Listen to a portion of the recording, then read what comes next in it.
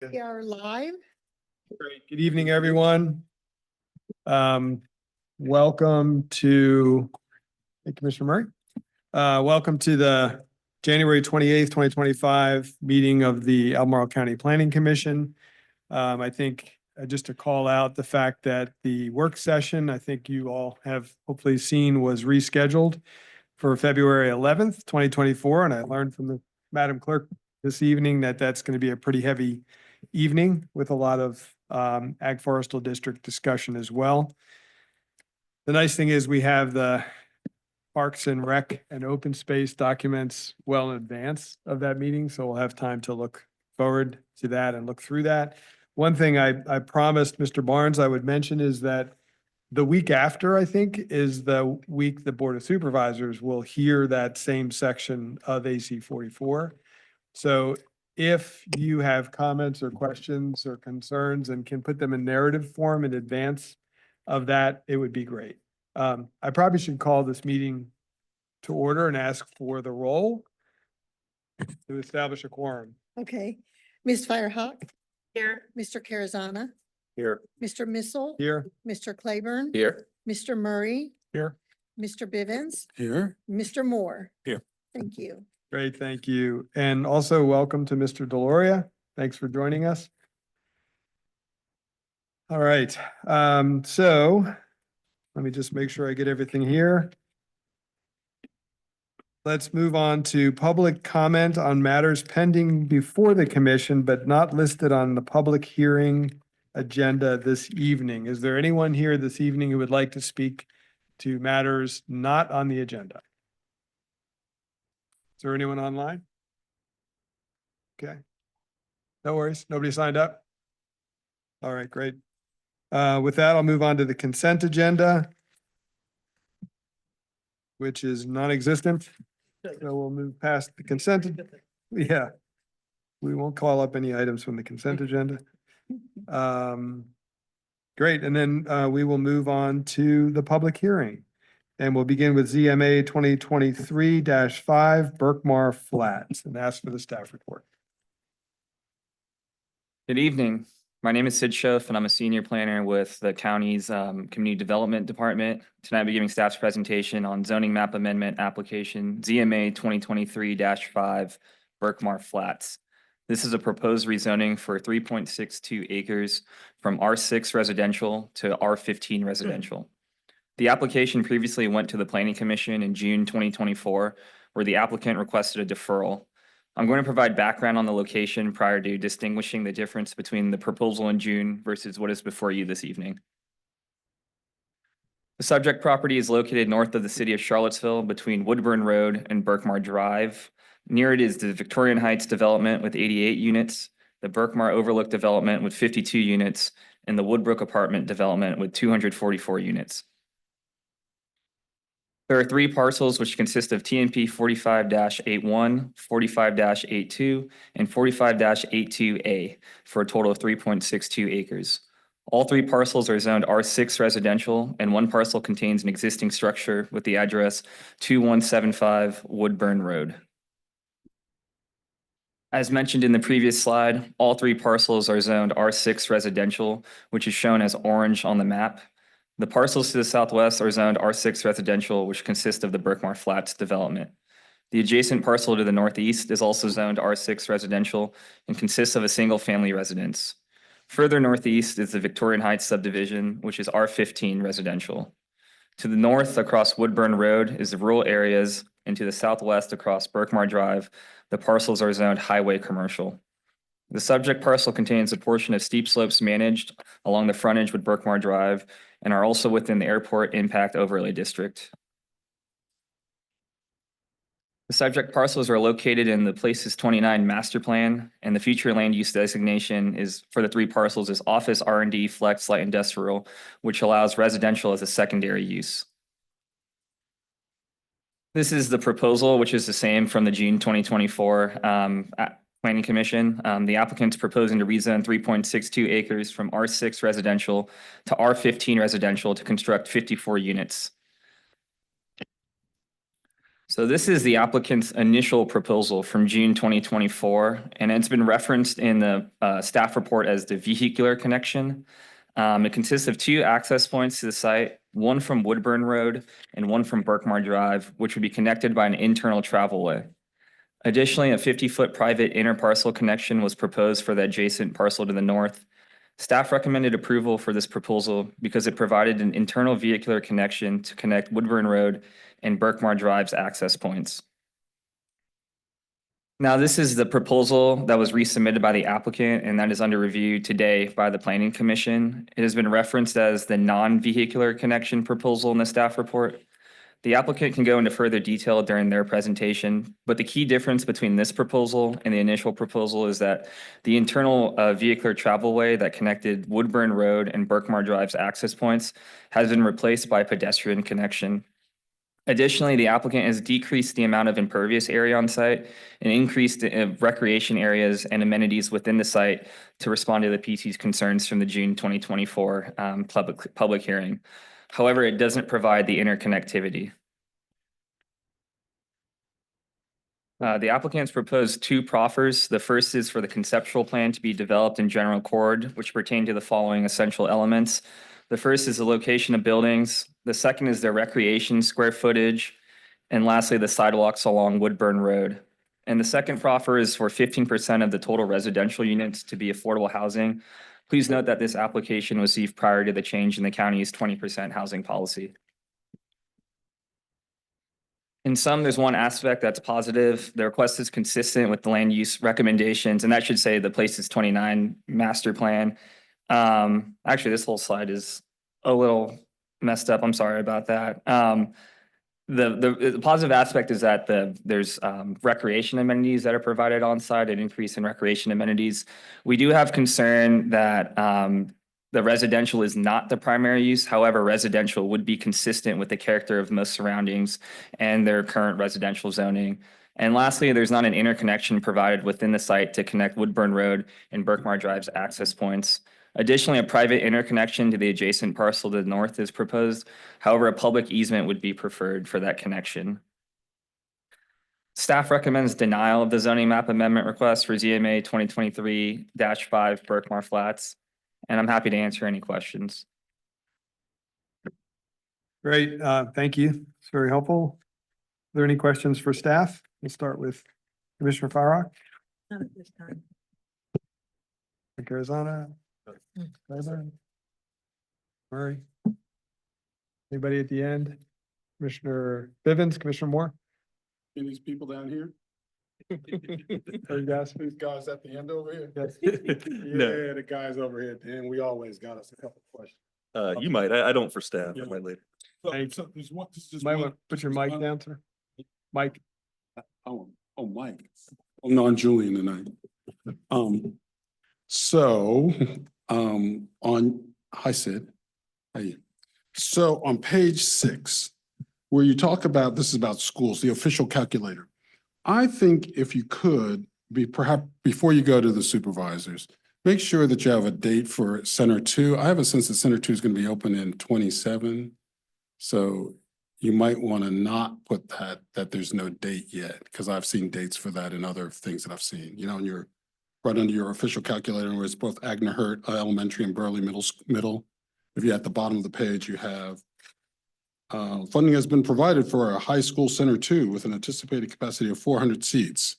They are taking buildings down over there on Lambs Lane campus, and they've got a plan that it's to be completed shortly. So you might want to just have that number in there, because there's one supervisor who knows a lot about Center 2.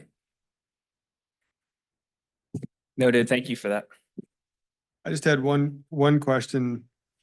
The Victorian Heights subdivision, which is to the south, did that have any requirements for interconnectivity to Woodburn? Yep. So Victorian Heights is actually to the north of the Sorry. proposed site. It has been approved. It's an internal private travel way. And then additionally, while we're on that topic, Woodbrook Apartments has been approved by the board, and there's site plans that are under review, and they're proposing for an internal private travel way as well. Oh, I'm sorry. I guess the Swede Street and Empire Street. What's the name of that development? Yeah, so that's the Berkmar Flats overlook. Got it. Okay. And did that have any requirements for interconnections? Yeah, so as you can see on this map, there's a stub out to the site. That is Swede Street. When this came to the planning commission the first time around, there was discussion about this. Basically, the issue is there's a grading issue and there's an existing RWSA pipe that's there. And so therefore, a pedestrian and a vehicular interconnection is not possible at that location. That was my follow-up question. Good, thank you. Yeah, to be a little bit clearer about that, the first subdivision came in and Swede Street was just graded, unfortunately, too low.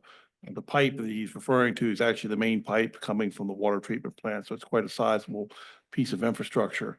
And moving it quite cost prohibitive. So- If not unwarranted, I think the service authority was not excited about it being moved either. Okay. And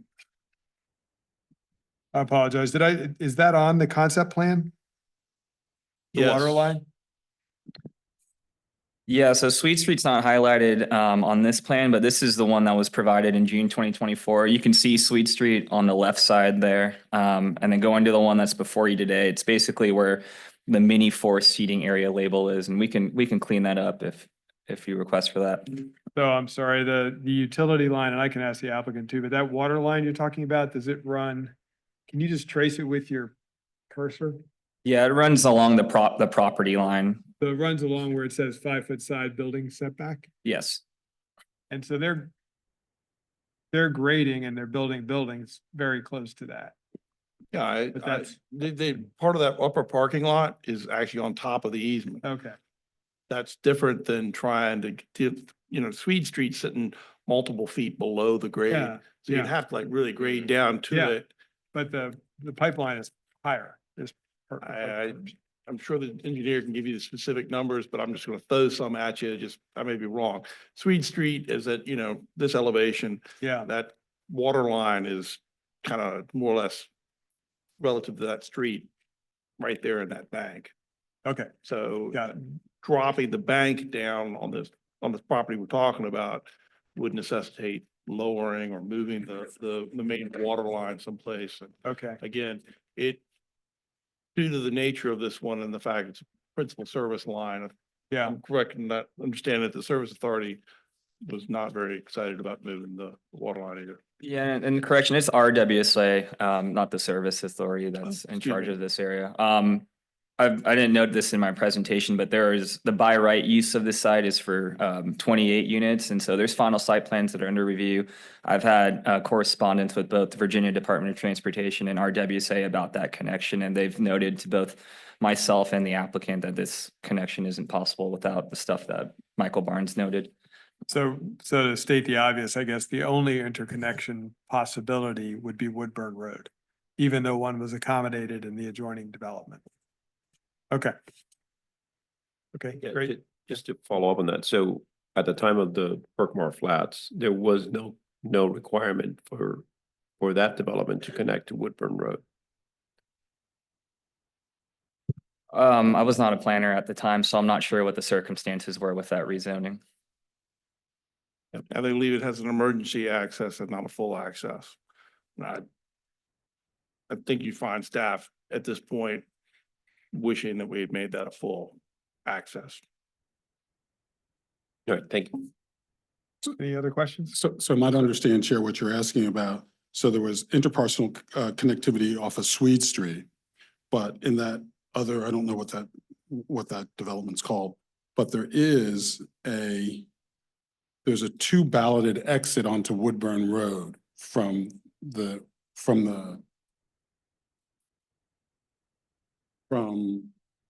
one that starts with Empire Street, goes to Sweet Street, and then goes to a place called Marsex Street. From Marsex Street, which is a cul-de-sac, at the cul-de-sac there is an emergency exit between there and Woodburn.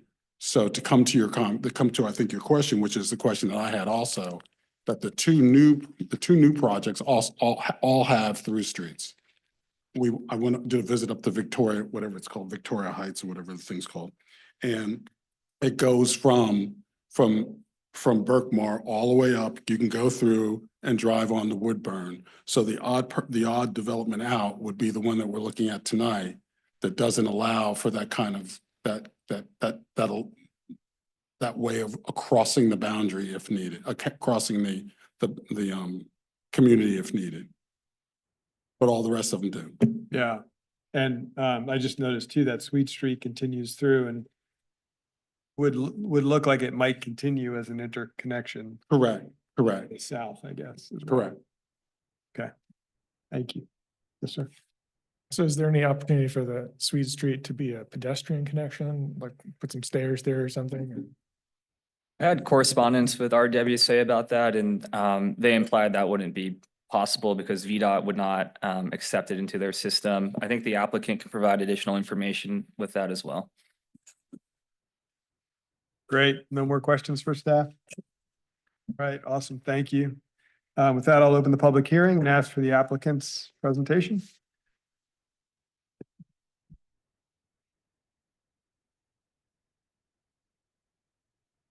Good evening, Chair Missel, members of the Planning Commission. My name is Kelsey Schlein. I'm a planner with Shimp Engineering.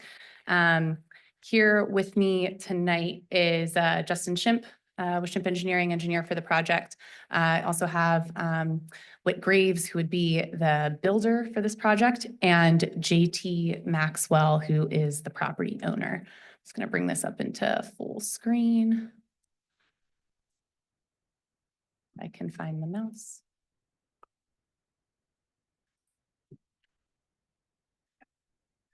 Okay, so I want to thank you all for all of the feedback and comments that we received at the meeting back in June. And because tonight I really do feel like we're before you with a much better concept than we were 6 months ago.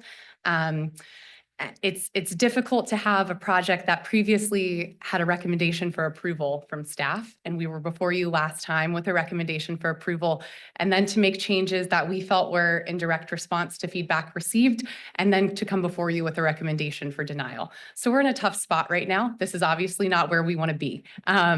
But I think I'm going to get into the weeds tonight of the grading of this site. And because I think that's critically important to understand why this site is laid out the way it is. It's also critically important to understand why the other sites along Berkmar are laid out the way they are. Development that's Victorian Heights, just 2 parcels to the east, has about 24 feet of retaining walls to support the grading on that site. We're trying to go for a much more pedestrian scale, human feel, check off as many boxes of the neighborhood model principles as we can with this development. So I am going to get into the weeds of grading tonight. However, I don't want to lose sight of the big picture here, that this is 3.6 acres in the development areas, and 54 units on this site is a really efficient use of land to prevent premature expansion of the development areas, which I believe we've heard is a concern through all of the excellent work that you guys have been doing on the comprehensive plan over many, many months. So with that, I'm going to hop into my presentation here. Prior to the Planning Commission, the staff report prior to June, the June Planning Commission staff report recommended denial, concerns about connectivity. We made some changes in between the time when the staff report was published and we came before you. We made our connection to Woodburn Road full access, not emergency access only, and we added this private interparcel connection as well. That satisfied staff's concerns for interparcel connections, and we were able to come before you with a recommendation for approval. In our prior concept, as Sid showed, and thank you for your presentation, by the way, we had a continuous vehicular connection through the site. That created a lot of grading challenges, which I will get to later in this presentation. But I wanted to pull out some quotes from the minutes because this is really what we heard. We want more connected green space, human scale. We want people to be able to navigate this site, to walk through it, to access the future shared use path that's going to be built across the street on Berkmar Drive and connect all the way up to Target. We want this to be a place where people enjoy to live. And so that's kind of the mantra that we took in redesigning this.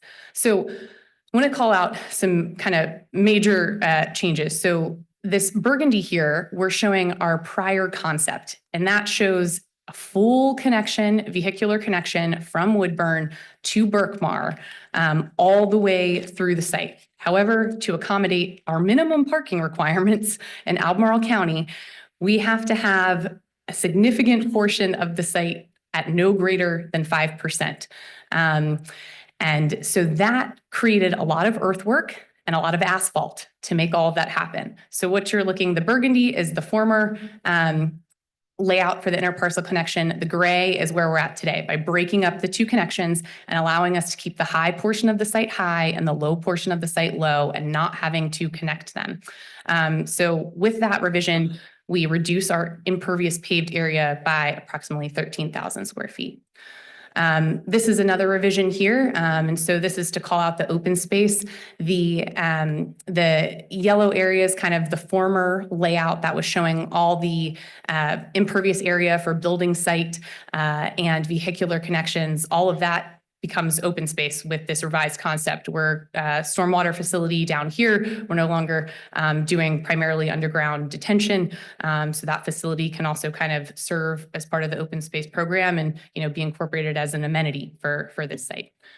And then also just helps, I think it was brought up last time, just the amount of asphalt and the amount of heat that generates for a residential community. So by removing, by keeping our above ground stormwater facility, you know, we've just kind of reduced the heat island effect on this particular development. I also just wanted to note that we have a proffered commitment to increase the recreational areas in the site beyond what the code requires. Albemarle County Code requires 200 square feet per unit for any subdivision with more than 30 units, not to exceed 5% of the area of the site. And so we agreed to increase our requirement by a 20% increase beyond the code because we can make that work by not having so much of our site dedicated to asphalt. This is the grading plan of the former concept, and we kind of wanted to show here a yellow, orange, and red kind of steepness gradient of the site here to just explain why so much of this site had to be dedicated to asphalt to provide the minimum parking required and to make this interparcel connection all the way. So we have to have a landing that's pretty flat coming off of both Woodburn and Berkmar. And then we can take that slightly steeper to make sure that, you know, cars have enough area to queue and make maneuvers in and out safely. We can then ramp up our travel ways, but once we get to an area where cars are parked, we're limited to no greater than 5%. And this also doesn't come out some areas of the parking areas where we'd be limited to no greater than 2% for all of our ADA spaces. So just wanted to provide some context as to just how much earthwork was being done to make that connection.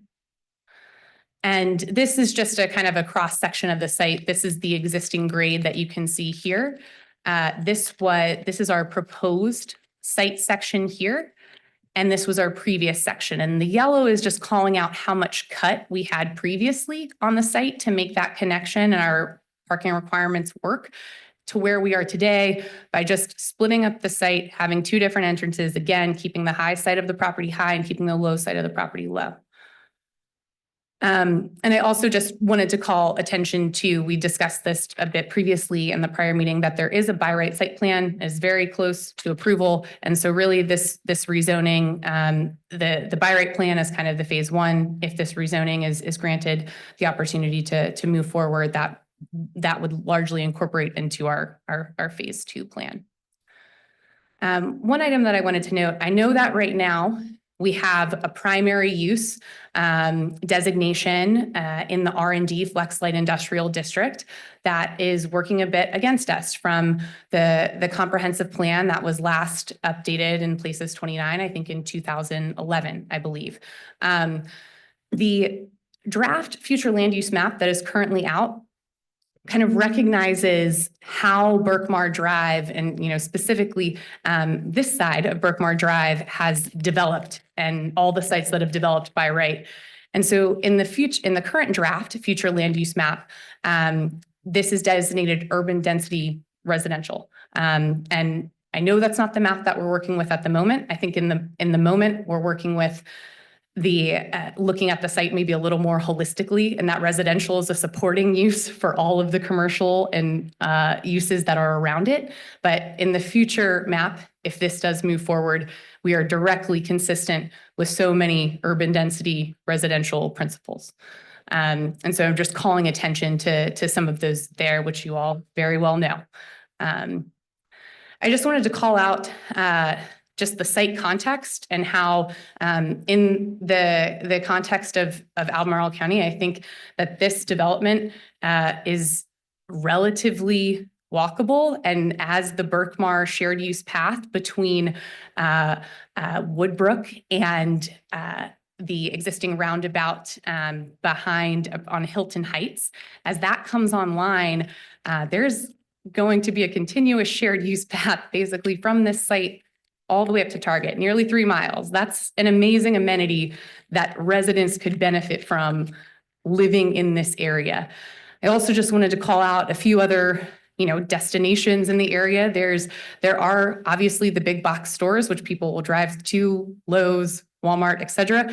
But there's a few salons, a few spas, a few fitness studios that are all within the vicinity of this development.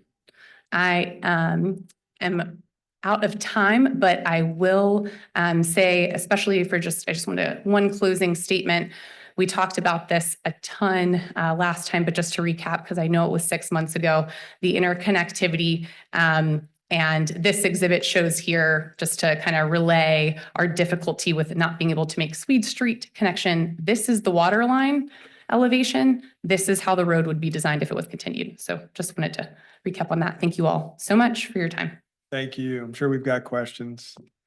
Great. Who would like to start? Commissioner Moore? Sure. Got questions about, I guess one thing is thinking about the grading for the interparcel connection off to the right. I guess how do we avoid having another Swede Street situation where it can't do that? Yeah, so the alignment works with Victorian Heights, and that's kind of what this image is showing here. Our interparcel connection is directly aligned with where Victorian Heights interparcel connection is. I would need to, well, one, we don't have a utility issue. There's that. There's that, which is huge, because for the most part, I mean, as you all have asked to go, why can't they make that work? We can move some dirt around, we can figure it out. There's not a utility conflict there. And so we don't have that working against us in that location. Sure, that helps.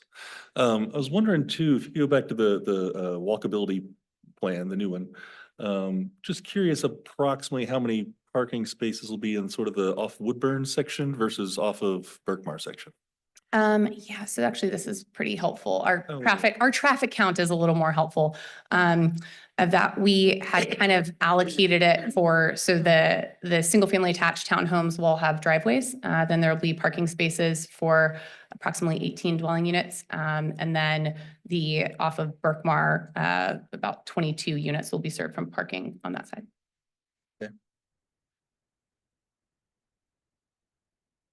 That's my questions for the moment. Okay, I'll thank hand it you. off to my colleagues. Awesome. Commissioner Bivens? Thank you, Chair.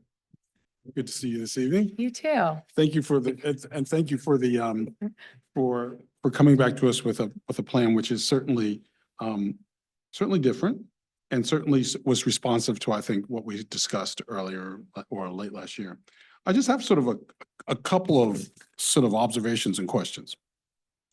So I understand that if I understand you correctly, that the portion of the project which is on Woodburn Road right now is by right. Okay. Because as we all know, even though I've sort of been on record saying, I'm sorry that only one side of that road is in the development area and the commercial life, when you have such a narrow road, you really do have a narrow road up there. And with 32 residences, it would seem that would be in a more appropriate density for the Berkmar Drive side, because it's got, 2 lanes and it's got blah, blah, blah, blah, blah, blah. And so I'm trying to just sort of figure out if there is just speak to me or give me some narrative that I cannot be worried about two things. As the chair spoke earlier, all the other projects there have a way to get through, particularly if you just need to as a matter of course, the one Victorian or Victory, whatever it's called, up there to the north of you. And then to the south of you, if there's an emergency, they can pull the ballards out and so you can drive through. This is the only place, unless you're going to tell me on the shared youth path, on a sort of the walking path that goes along the right side of the property, that you could accommodate a vehicle. Maybe you're going to tell me that. I don't know that. But this is the only place where you're putting a good portion of the people are not going to be able to come through the property in the event of an emergency. And that, you've heard me enough now to say, in communities, I need two ways to get out of places. And that road, Berkmar Road, occasionally becomes a road that has issues on it. And so I would hate to think that 22 households would have to be stuck there that they couldn't get out because Berkmar Drive has issues. So I'm trying to figure out why I should be comfortable with something that I'm traditionally uncomfortable with, given that staff has sort of read my particular uncomfortableness with this by not having an alternate way to get off this piece of property. Right, yeah, so, I think both concepts have been presented to VDOT and, been presented to transportation staff. And so from just from a transportation impacts point, not having that connection hasn't been a concern from creating impacts. So that's a benefit, because, and also in the grand scheme of the transportation network in this area, this development is a minimal impact. But I would say, as far as, not providing the full interparcel connection, if this project was by right, 54 units, we might have gone with our first concept, and that might have been what ended up being built. I think we kind of really went back to the drawing board and came up with a better concept. And this property right now, we have to look at it in by right context. It's 28 units, and so there could be 28 units that were exclusively accessed from Woodburn or exclusively accessed from Berkmar. And so I think just, as far as impacts beyond the current by right, which I will say, once this property, if this property is ultimately designated as urban density residential, we'll also be able to utilize bonus factors, getting us above 28 units by right. We're really at any one entrance, not at a greater impact than the by right scenario.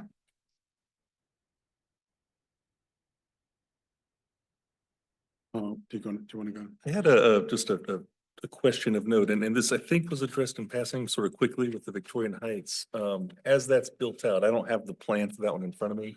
We know if is there a pass-through connecting Berkmar to Woodburn in that? Mhm. There is? Mhm. Okay, so if somebody goes into Berkmar, all the spaces are full, they don't have to go that far to loop through Victorian Heights to get to the back entrance. There is.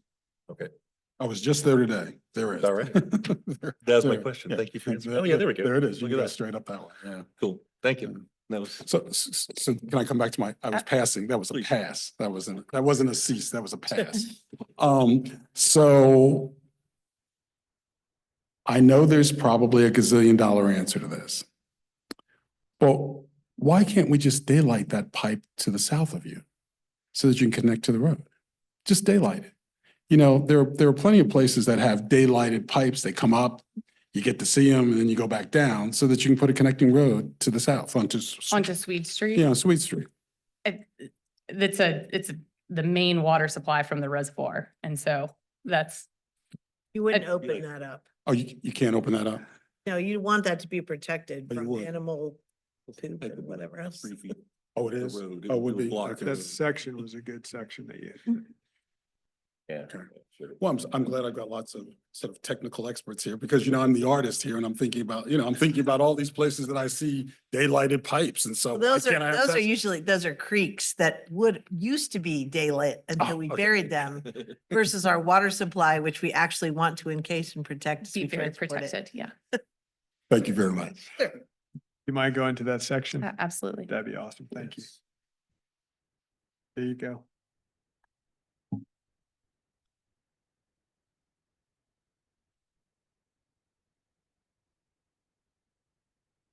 I drove by it. It almost looks that steep too. It's up there. Commissioner Bivens, anything else? I'm good, thank you. Okay. I'm not, I understand the pipes and I feel I'm clearer on pipes. All Yeah. right, Commissioner Murray? Okay, a couple times you mentioned based upon what the county requires for parking spaces. Yeah. And so I was wondering, do you have the parking you need, or do you feel like you have more parking than you need in this design? We are at, we're actually 4 spaces short of where we need to be with the design that I'm showing. So we will have to apply for some type of site modification. So we are, I think in this area, I think that is really the parking we need. Victorian Heights has added some parallel spaces along the streetscape. We at one point had those shown in front of our site as well, parallel spaces along Woodburn. And I think we got a comment to remove those. They may at some point, but that is the parking that we need in this particular location. Because I'm all for reducing parking requirements. So I Yeah, think- and we've, have successfully, done that in other locations and, certain neighborhood models that we've worked on and everything have, been able, especially on multifamily, been able to pull the parking requirement down from, on average with between 1 and 3 bedroom units, we'll get about like 1.7 parking spaces per unit in the county. We've pulled that down on some projects to 1.3, 1.4. I think in this location, we're already a little short, and since we don't have a lot of street parking, we're gonna probably stick with the minimum. What's the closest distance to a transit stop? There is a transit stop right here.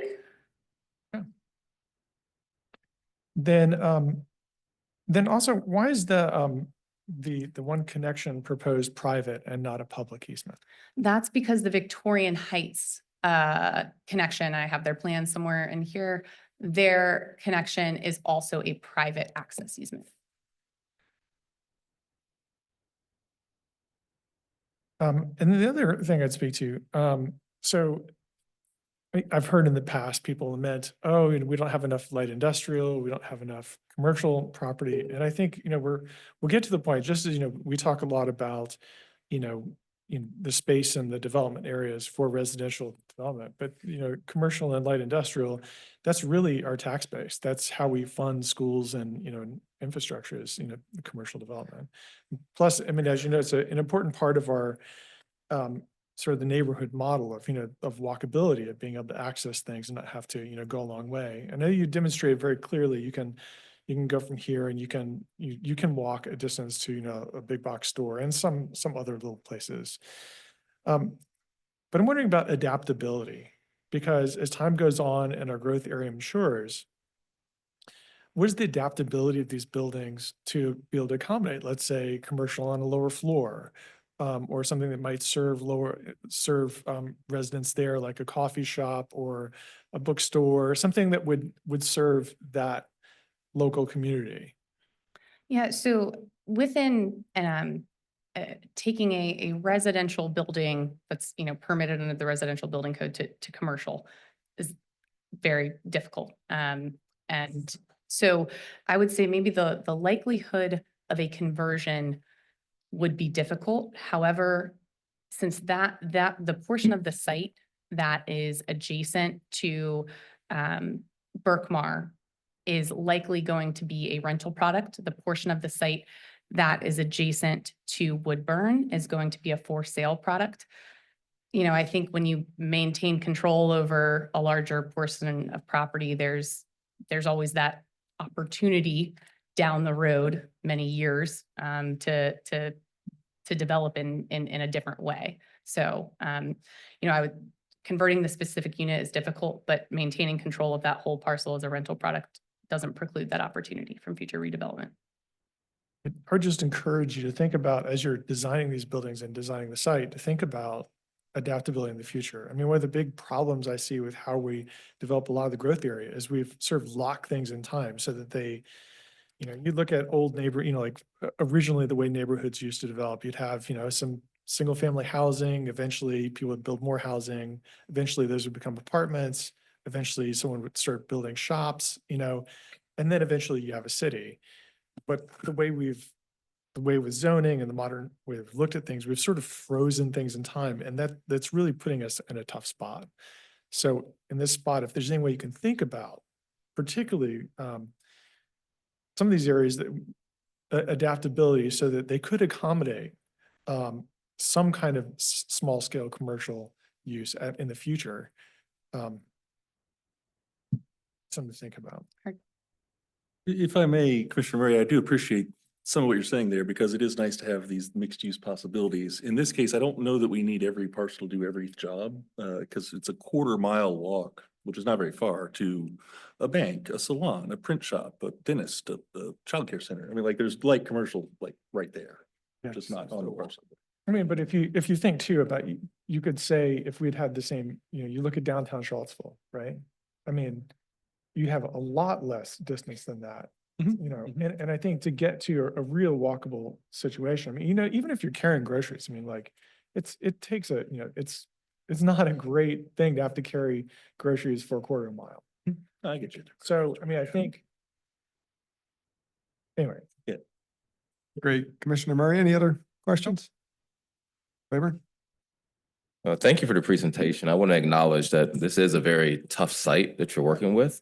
I'm curious if you go in a little bit more detail about the conversations you've had with staff on their concerns around interconnectivity to get the name of the street now, but Woodburn, and how those have been alleviated versus conversations you might have had with fire and rescue, which the report says they have no concerns. It seems like there's this inherent conflict there. And in my mind, it's going back to Commissioner Bivens' point.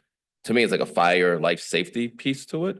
But if they don't have any concerns, the staff does. Can you talk a little bit more detail about how you tried to rectify that and just the differences there? Yeah, absolutely. Great question. Thank you.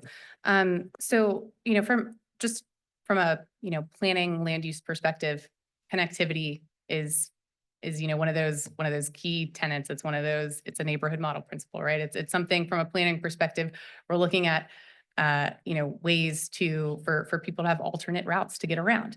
And so that's the planning perspective of it. And then there is, so for fire rescue, from a life safety standpoint, they're looking at, can I get my fire truck, my ladder truck in and out of the development? Are the travel ways wide enough? Are the travel ways clear? Are the buildings all within a reasonable distance of the fire access road?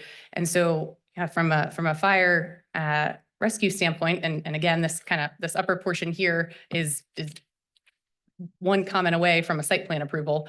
That has all, passed fire rescue review and kind of checks all the boxes and meets their criteria. Their fire trucks can get in and out. They have adequate fire lanes. There's, adequate access to fire hydrants, all of those other items. So from a, life safety standpoint, this design checks the boxes. Thank you. Chair Carazana? And I also wanted to say that I appreciate the way that you have incorporated a lot of the comments that we made, whenever it was it June? It doesn't feel like it was that long ago, but I guess it was. So yeah, I really appreciate it. I think this design is much more livable. There's green space, the fact that your stormwater now is an amenity instead of, I think before you had underground system. So I think that's an improvement as well, a lot less impervious. So there's a lot of positives that I see. I did want to understand a little bit better the interconnectivity opportunities. So you have the one at the north.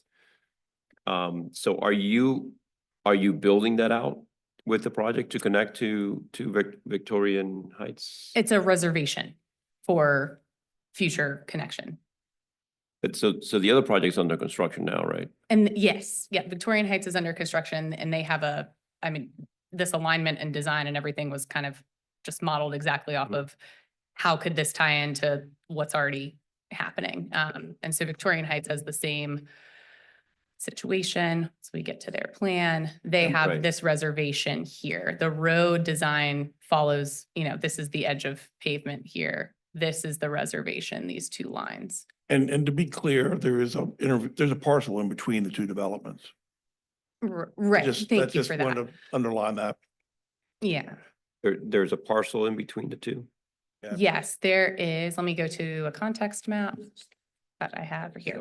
This Oh, parcel. that parcel. Oh, I thought that was part of Victoria. Knight. Yeah. I thought that was If, too. if there was a common boundary between the two, I think we'd be trying to make that connection today. Yeah, I thought that was part of a. Oh, that's why you've been saying the alignment. Yes, I see. yeah, Okay. sorry that Okay, wasn't clear. got it. Yeah, because I was wondering, why are we not doing that Yeah, me now? too. But, okay, thank you. That makes sense. I mean, that's really all I was trying to understand. I appreciate it. Thanks. Commissioner Farrar? Yes. I did two questions and then maybe a comment you could help me with. Sure. So first of all, I'll just say thanks for responding to our comments. I kind of feel your pain when you're trying to be responsive and what you said at the beginning about getting a negative recommendation from the staff. On the stormwater management, just I made an assumption and I wanted to see if it's correct. You now have a stormwater pond. Is that right? Is it a wet pond? We haven't and- designed it yet, but I'm assuming it's going to be a wet pond if it's going to be a site amenity versus a hole in the ground. Yeah, Justin, do you have feedback? on Probably a wet exactly- pond. I'm thinking instead of a dry pond. Wet ponds have much higher efficacy for pollutant removal and would be nicer to look at. But I don't know if you've gotten to that detail yet, Mr. Schimpf. Sure, Justin Schimpf, I'm the engineer for the project. We have designed it, and I want to say it's extended attention type. There's a little bit of a cross between those two. Okay, You don't have a large enough watershed for this side to to fill it up. to fill it up with water, Yeah, basically, okay. right? So we usually compromise, and there's some kind of engineered wetlands within it or something Okay. along those lines for a treatment, but we could not make it a true wet pond because we simply don't have enough watershed area to sustain it. To drain into it. So, but I would, so my real question, now that I have this information, what I wanted to check on with you, so stay here, is before you said you were going to be storing the water in underground tanks for temporary detention before you would probably release it to the stormwater system slower to attenuate the flow. In this case, now that you're treating it with vegetation on the surface, you're also getting water quality treatment, not just quantity. Right? Because you would have been having to buy water quality credits somewhere else if you were only doing underground storage tank detention.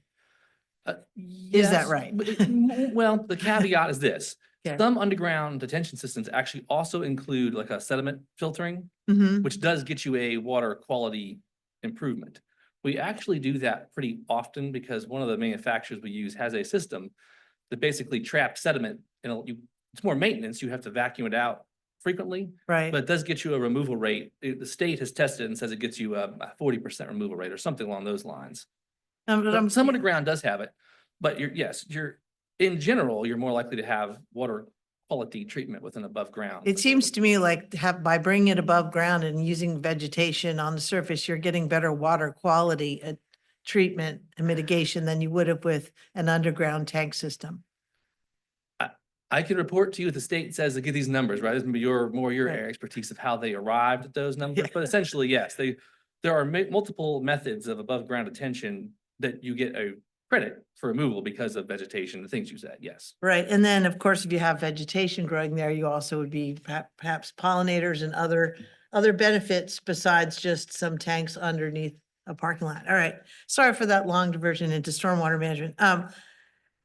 So can you go to the picture of your development conceptual plan where I was kind of curious. It seemed like I was just like sort of looking at how the different areas were designated. And I know that's not really like the final, but it seemed like the dogs had the biggest recreational zone. And I know we love our dogs in Albemarle County. But is that intentional? I mean, they needed enough area to run or something? Like, I don't know. It seemed like maybe they would frolic in the pollinator patch and the people could have a little more area. of open space?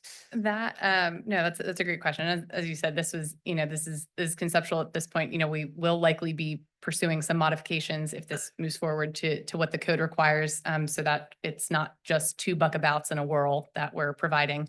But yeah, I mean, I think the dogs just to, have enough space to run around. We actually have gotten into the weeds of dog park design and quite a few of our other communities we've worked on and kind of how to set up the gates and everything in the size that you need. So that's conceptual, but Okay, well, I think I would probably prioritize the people's frolicking over the doggies. I mean, maybe they can have a smaller dog park up in the corner. I don't want to get into micromanaging your site. That just struck me. All right, and then I would like you to bring up you had an image of Victorian Heights earlier that was more of an aerial that you showed, because you were talking about, yeah, it looks, I mean, just looking at that was the one I was thinking of. I mean, that Victorian Heights looks very impervious.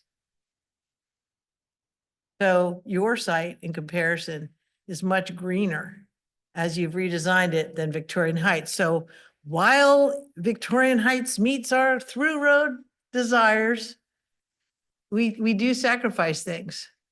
And we don't have, I will say more about this later maybe, but I'll just say it now and maybe not say it again. We have all these difficult sites.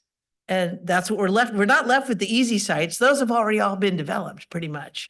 And so we're going to have more and more situations where, yeah, we can maybe get 2 entrances, but we're going to have a heck of a lot of soil movement and grading and disturbance of slopes to make it work. And you're going to get a very impervious site. Yeah. And is that nice? Does anyone want to walk along that sidewalk with that retaining wall? So we can all talk about pedestrian connectivity, but I'm never going to walk along that wall. I assure you, there's nowhere to dive when the cars come too close. So anyway, I do appreciate your efforts to try to make this site greener, and I'll say more about that later, maybe during discussion if needed, but thanks. thank you. Great, thanks. I just had a few comments, and it's good news that we're nitpicking here because that means big picture, I think. It is a much improved plan, Yeah. and thank you for that. As everybody else has said, thanks for responding to the comments. I just had a couple of questions. One is, I may know the answer to this, but the better living across the street that you show right there, that road, that connection. Yeah, so where it comes up and it ties into Berkmar Drive, there's no way to actually have your entrance across from that, is there? Where's your property boundary in relation to that road? That's actually pretty Further to the close south or to the east or to whatever? the line. Yeah, Yes, that's a low point on our site. right. That's where the stormwater pond Yeah, I lines up understand. across from that essentially. So I just wondered if there'd be any way to line those up if you'd looked at that. I don't, not practically, and that's not something that, VDOT's rule on opposing commercial entrances is to avoid conflicting lefts. So you should line them up or have them offset sufficiently Yeah. where people don't teach them making left turns. So basically, we've met the clearance far enough to meet their. To offset them. Exactly. So they're offset sufficiently, basically. Okay. And then if you go to the plan, I think it's the non-vehicular plan. And you may have heard me ask this of staff earlier, the upper left-hand corner, where it has the 20-foot RWSA easement. Yeah. Looks like you're encroaching a little bit there with parking and that building's right up next to the edge of it. And if there's a significant grade difference there and a pipe, I'm sure you've looked at whether those are too close to that pipe, if it truly is parallel with that property line. Yeah, so that's what we can have the parking, our driveway and our sidewalk over top of the pipe. So they're It's- perched up a little. Yeah, it's just cutting down the slope where the pipe exists. That's and uncovering the pipe is the issue. So they'll let you pave over top of it? They will let you put pavement over top. And I think that was the only question. At one point, I was thinking about that dog park comment as well, but more to the point of getting back to Commissioner Bivens' comment about emergency egress and access. Getting from, as a pedestrian, even from that lower part of the site to the upper part of the site. it does show a connection, I think, that goes between the two buildings, Yes. right? And then Mhm. zigzags across. Yeah. I didn't know if the grades would accommodate a connection in or around the dog park as well. But again, that's just nitpicking. I'm not gonna go there. Already did, went there. But I'm not going there any further. Disregard the jury. Yeah, It is feasible. Again, it's not a VDOT right of way or anything like that. That's the issue with the pedestrian connection to the south. So. yeah, understood. I think that's it. Thank you. Any other questions for the applicant? All right, thank you. Thank you very much. With that, I will open it up to the public for comment. Madam Clerk, I didn't see anybody on a sign up list. Pardon me? You did, but it was for the K9 Hotel. Sorry. Sorry.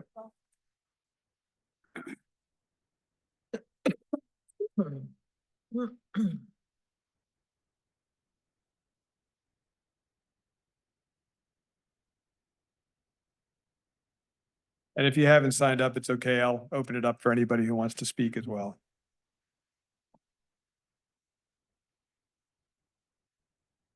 No names on that one?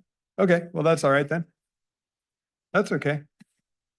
Well, we can just call. Yeah, it's fine. I just figured if somebody had Be signed up. informed, it's fine. So I will open it up for public comment. So if you'd like to speak to this matter, please come up. You will have 3 minutes to speak. The light will turn yellow after your first 2 minutes are concluded. And then with that, please conclude your comments.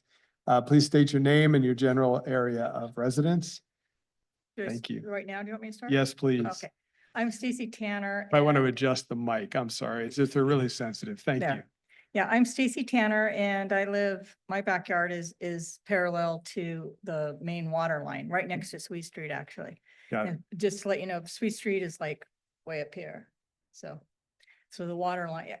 And so I'm very concerned about the grading that's going to be going on there. And then also any kind of vegetation, some screening, some good neighbor screening that could go all the way down that entire property line next to that easement, just to make it, good for the people that are like right next to it. We're very concerned about any of the water, and erosion coming down into our property and as well. And also too, the fire safety. I don't see how a bunch of cars being in there and how a big fire truck can maneuver that and protect the property there if there was a fire. And then also just access to get out of there if you needed to get out of there. It's going to be very congested with all the different development next door. And it's not a walkable neighborhood at all, I know, because I live there. And I think overall it would be best just to keep the zoning at the R6, because if you had less density there, then you wouldn't have the problems with the parking and the safety issues and the vegetation. And also too, I see that there's not usable green space. I mean, if you had kids, where are the kids gonna play? There's nothing there for children. Let me see if I hit everything that I want to talk about here. And then, the amenities, like you were talking earlier, I mean, just the quality of life over there for the commercial businesses. Telephone. It just Love seems it. that it would be nicer if you had more of a mixed use space in that area. So anyway, thanks for taking my concerns into. Thank you. I don't know, I'd like to see a better plan. Thank you. Yeah. Is there anyone else here who would like to speak? Yes, sir. Please come up.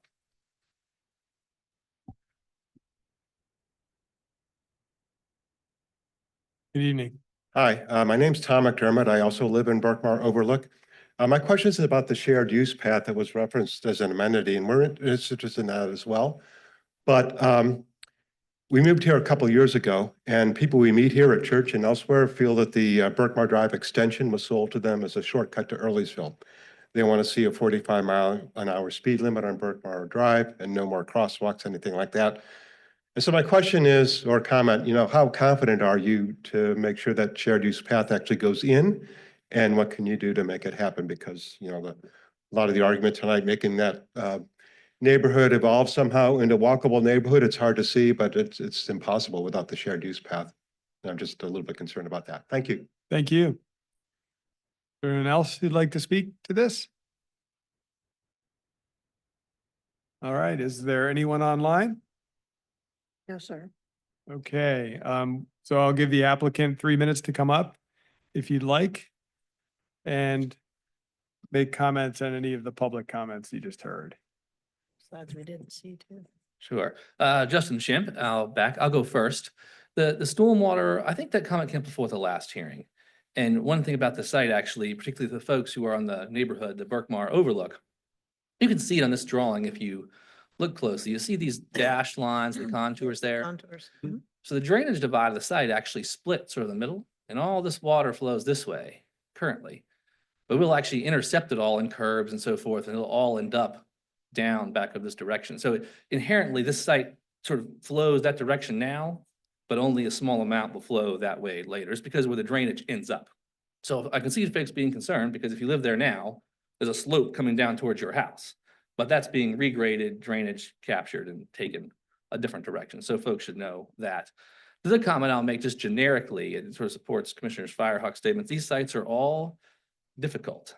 And the land is challenging, the development area, what's left. And we can sit and scratch out ideas on paper. We spent many, many hours trying to figure out this on this site, this layout here. It still, is everything perfect? I suppose, maybe not. The staff would like to see that connection. In a perfect world, we would do that. But this trade-off is developed for a reason, right? So the fire marshal says, hey, a certain number of units can access on a one access point. Because requiring that second access on every single development really isn't practical. That's going to lead to adverse conditions, too much asphalt, for example. And so those are the trade-offs we see. You know, we operate with, this table will be filled with books, stacked. The regulations that affect everything about these designs, and things like converting the apartment or a townhome there to a commercial.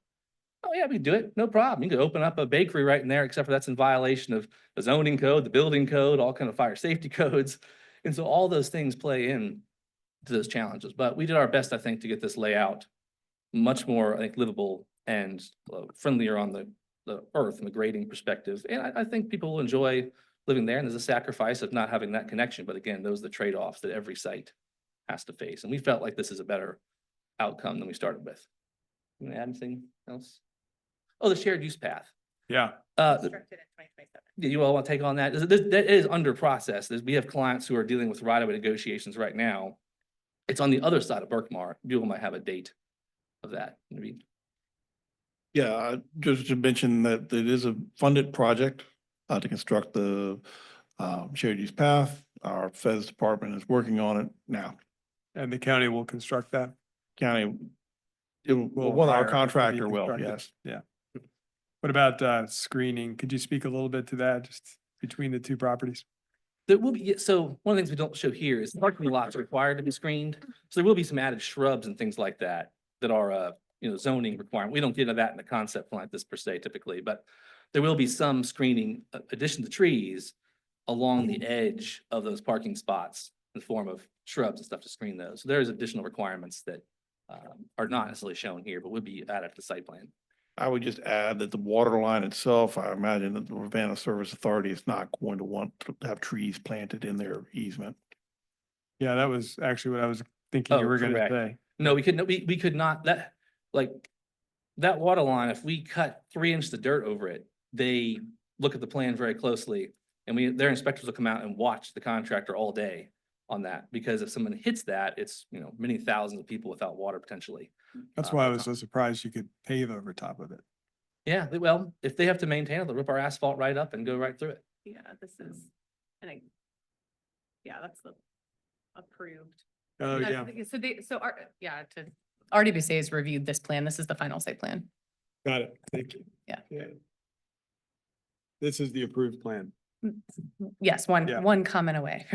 Yeah. But got it. close. Okay. Okay, great. Thank you. Anything else? No, I think that's it. Thank you. All right. Thanks. With that, I'll close the public hearing and I'll open it up to the commission for discussion. Who would like to kick us off? Rio District, so I'll kick us off, I guess. No, I do appreciate the green features in this. I think that was something that my colleagues in particular talked a lot about, how there was still a lot of pavement that before they kind of snaked around, and this does look more attractive. I think I also appreciate really, we've already got what's on the screen here that's gonna be approved more or less. I mean, barring some last thing that comes up, but I doubt it. So really what this proposal seems like is like we get this and we get all the other bonus stuff with another entrance coming from Berkmar. I mean, it just seems pretty good. I do appreciate the process. I know it took longer with 6 months of kind of redesign, but I do think we got a better product out of this. As far as interconnections go, I mean, I live in a neighborhood with a lot of single-family homes from the 60s that has one way out. I don't like that a lot, but that's a lot more than 54, I'll tell you that. But that said, functionally, the only thing I can think of here that sort of is like, well, that would kind of stink, but it's not the end of the world, is if you go in one entrance, all the parking spaces are gone. You have to kind of loop around to get to the other side, but it's not that far functionally to go through either Victorian Heights or even loop around on the other side.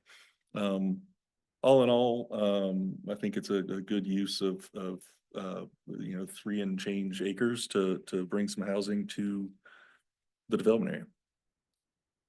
Good summary. Thank you. Commissioner Bivens?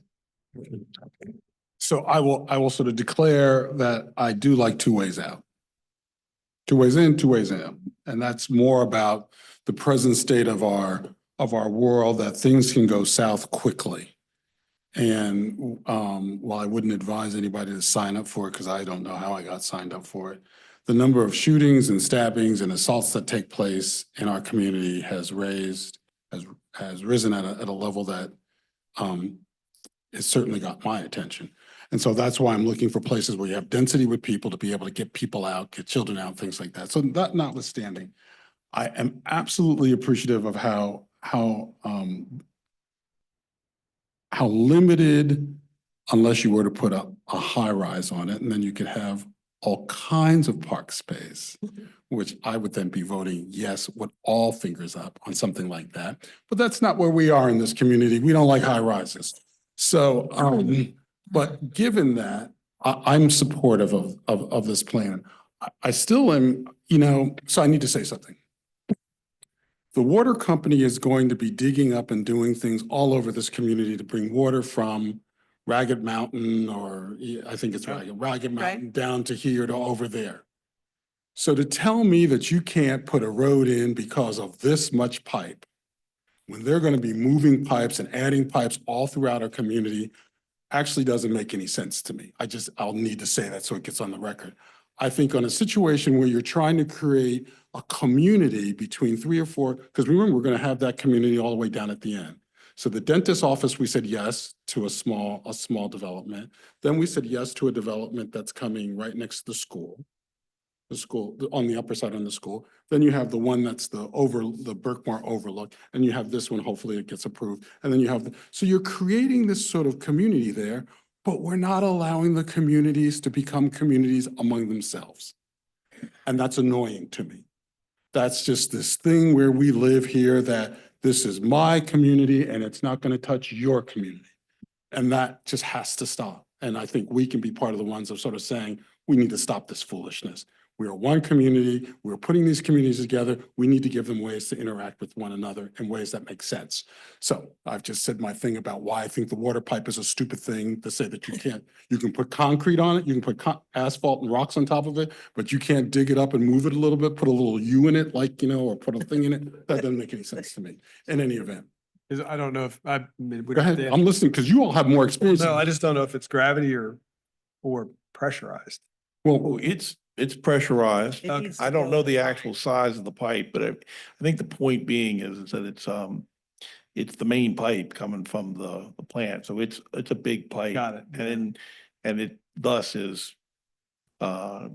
Bivens' point, I think, since it's under pressure, yeah, you can make Yeah, a pipe go deeper and move it. It's just the size of the pipe. so we're It's very expensive, and also it's critical in its functionality that you probably have to have a bypass pipe in the meantime. And you probably have to build like 2 pipes to move it once. So, I appreciate what you're saying about, but we do these things here where we let infrastructure decide what community is going to be. And the community is us. It is not a pipe. You know, this is not you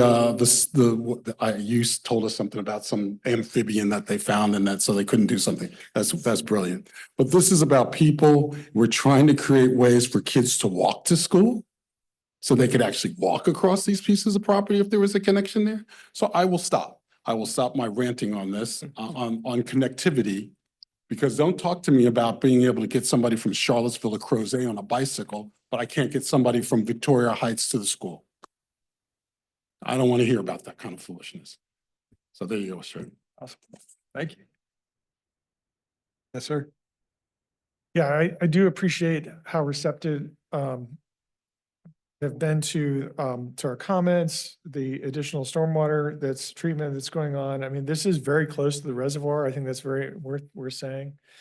I do wish there's some way to have a pedestrian connection across that pipe, some kind of stair. It seems like you could put a stairway or something. Like you could put a stairway or something that could go over there without disturbing that slope. Good. You know, it seems like something that could be done. But that said, I recognize this is a very challenging site. A question for staff. My understanding is that if we accept this rezoning, even though it's a residential rezoning, that it still allows for community scale commercial, correct? Or would they have to come back again? So if this rezoning were to be approved, it would be an R15 rezoning. I pulled up the ordinance while you initially brought it up, and retail commercials only allowed by special use permit on R15.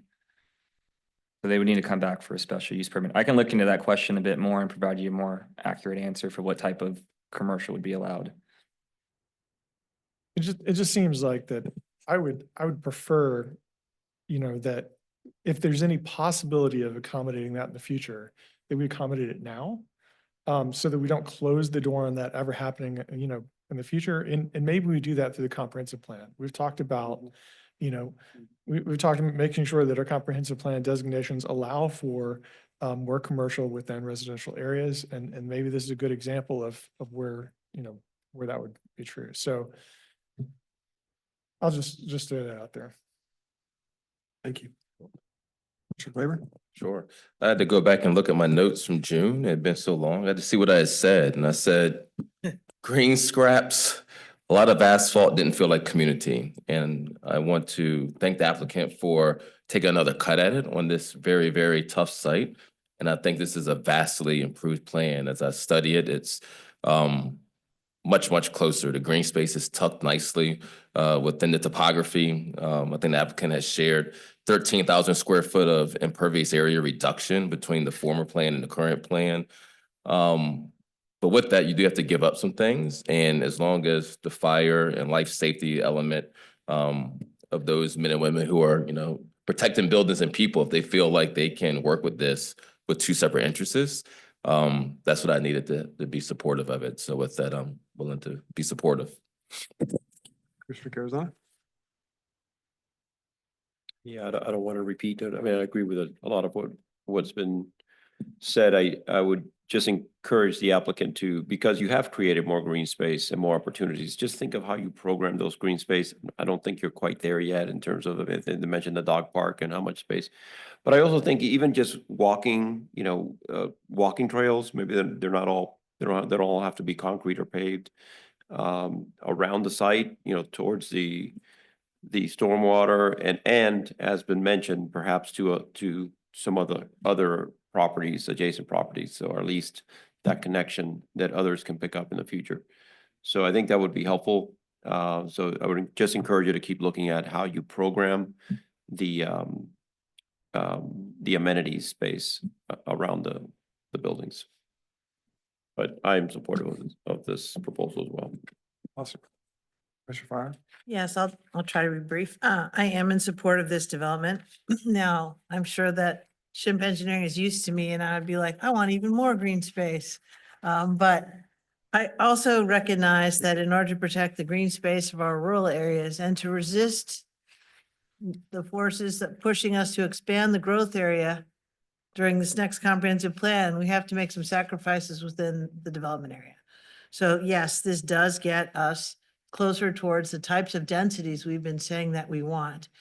As for the comprehensive plan, the updated comprehensive plan map that will someday be adopted, it does show it as a residential use. And that makes sense because it's developed all around it as residential, so it would be weird to develop it with the zoning that it currently has. I mean, it would just, actually, people would probably hate that even more. I also want us to be mindful of the amount of impervious surfaces that we're getting with new developments, because we want people to live in that urban ring. We want it to be a comfortable and enjoyable place to be. If we just pave over every inch of it, people aren't going to want to live there.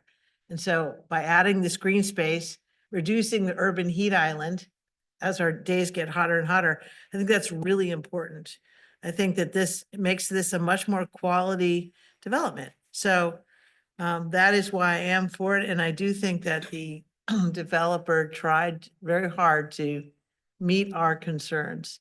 They obviously do have a by right development that's already approved that they could do that's, but it's much less dense. So we have to balance all of these things. And I understand why staff had to say, yeah, I felt like they had to say no, because it doesn't have two entrances.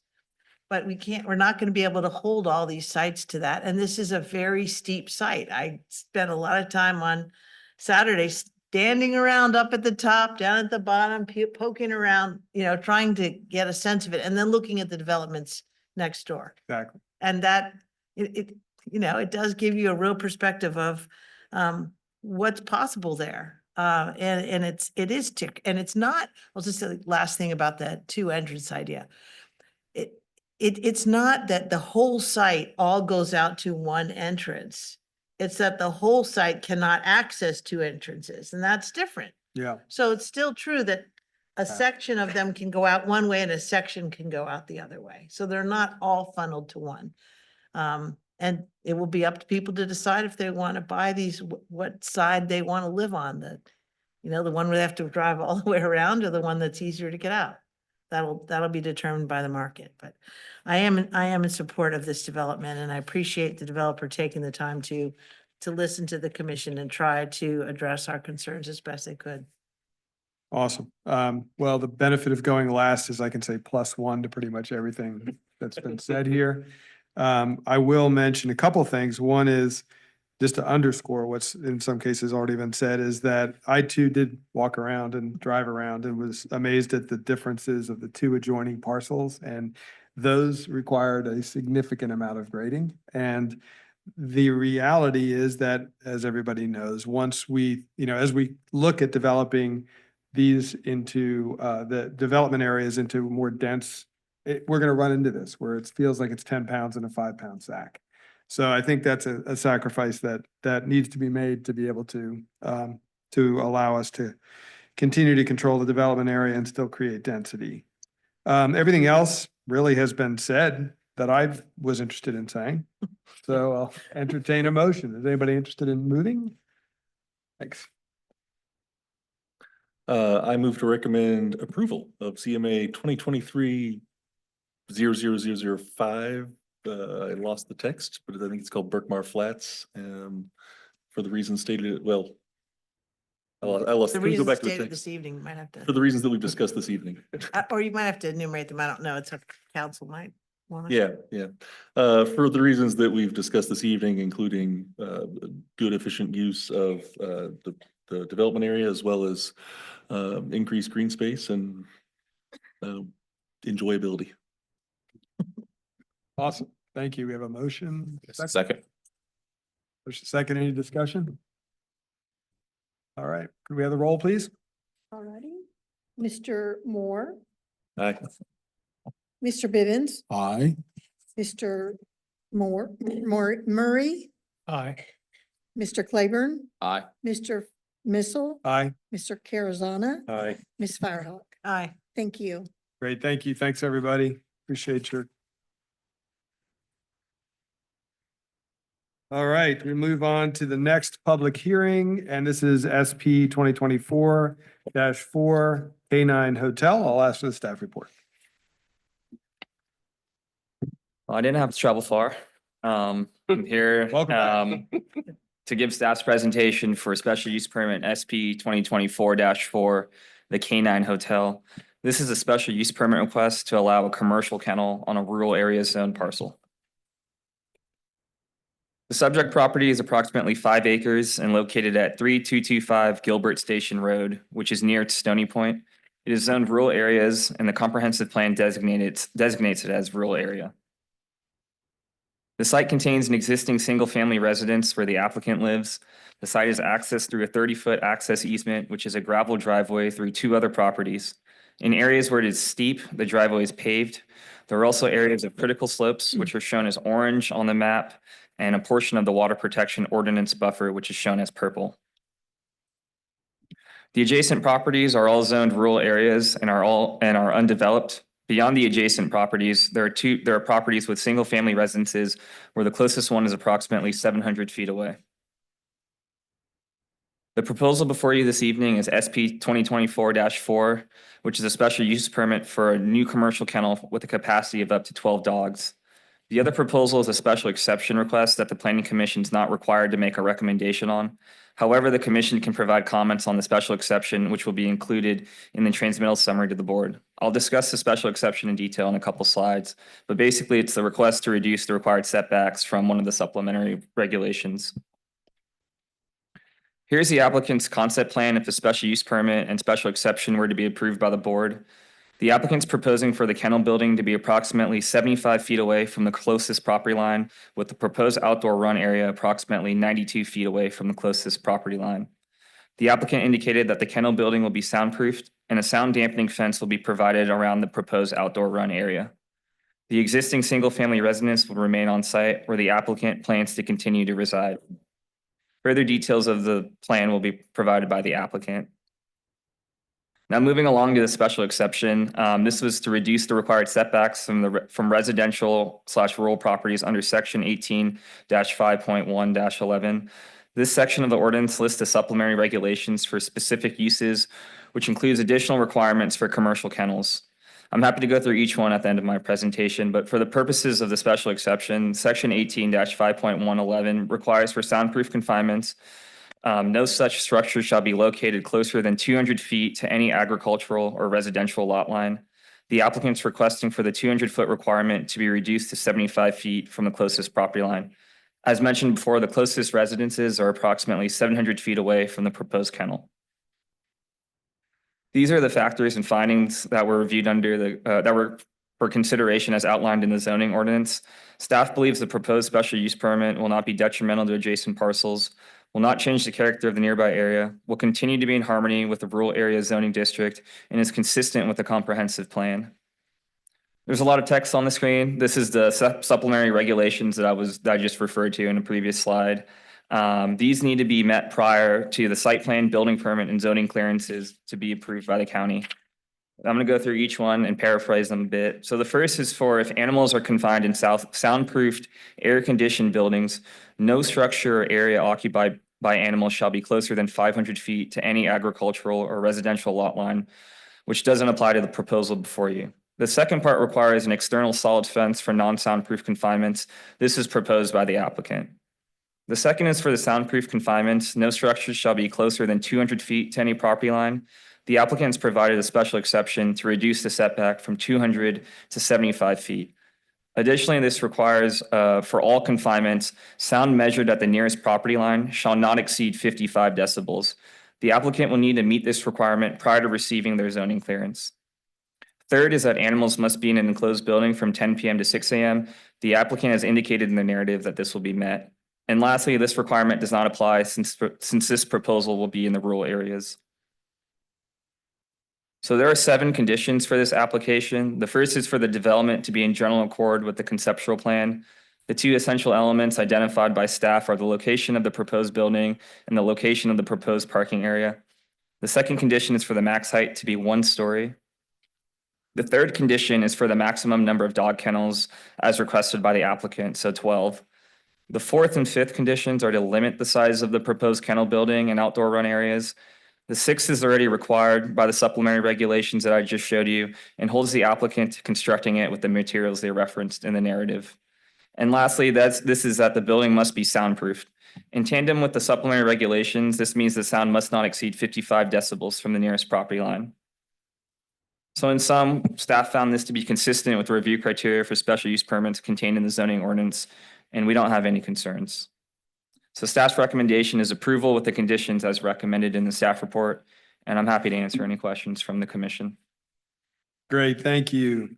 Great report. We'll start with Commissioner Firehawk. Any questions? I don't know if this is really for you or for the applicant. When the VDOT looks at these, and they say they have no objection, these things being, commercial applications or whatever. Aren't they just looking at the entrance from a VDOT managed road? They're not making a comment about the driveway all the way. In other words, VDOT is not assessing from the actual VDOT road all the way to the entrance, because this entrance goes through a deeded easement, I believe, through several properties to get to the applicant's property. Yeah, that's correct. VDOT looks at the entrance where the driveway meets the public road, which is Gilbert Station Road. As far as the driveway itself, fire rescue and our engineering and our transportation staff all assessed the driveway and had no concerns with it. So the fire trucks feel like they could go down that driveway by the pond and get up and around? According to their 2 reviews, yes. Okay, thanks.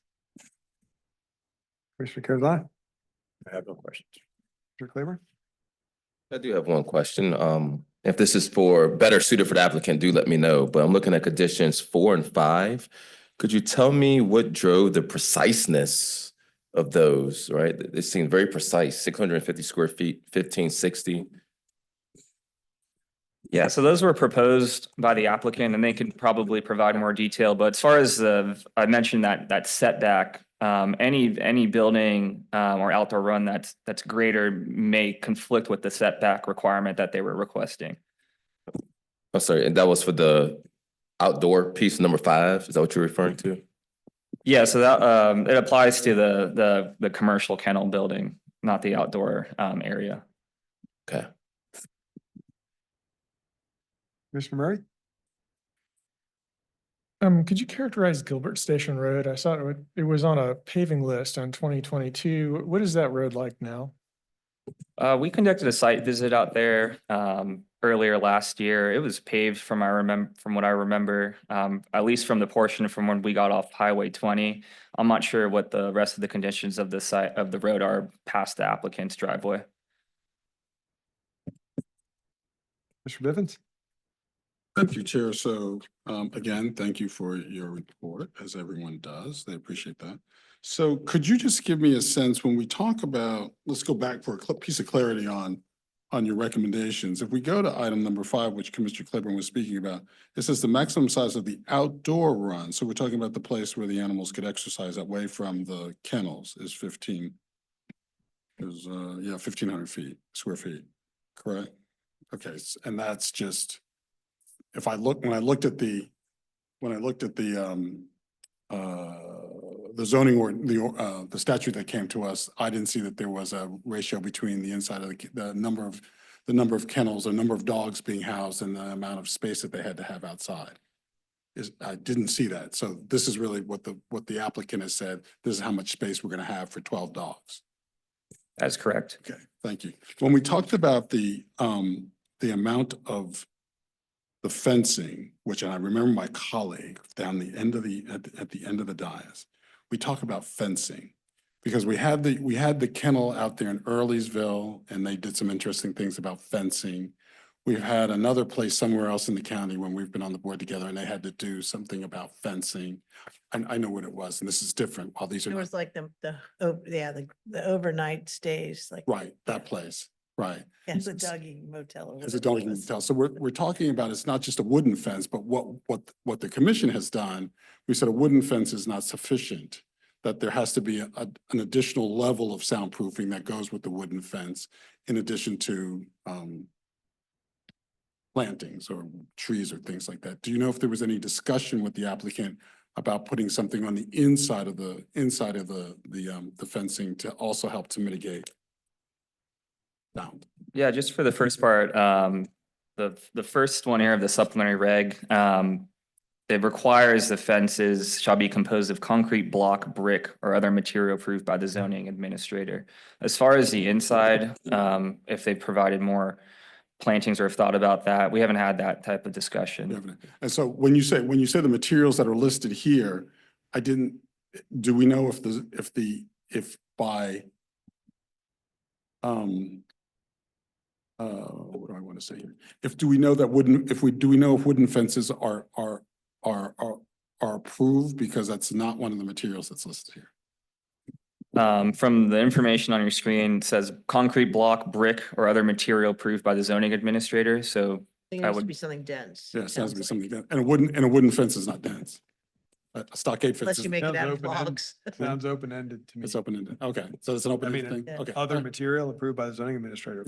We also have zoning horsepower here tonight. I know that, but it's usually when you do stats and you name a particular thing, then those are the preferred things. Yes, right. And so since wooden is not a preferred thing on here, that's why I'm asking whether or not there was any discussion about that. But the You applicant, could, that gives an example of something you would use to ameliorate the impact. right, okay, so we'll talk about that. The other thing that I had a small question about, are you going to speak separately about the exception? I spoke about it in my presentation, but I'm happy to expand on it some more. So here's my piece on the exception. If we say today that sure, you can have an exception of 75 feet, that really setback of an exception, a setback for 75 feet, that really impacts the other piece of property. Because the setback is really, you have to be, 200 feet from 200 feet from the property line.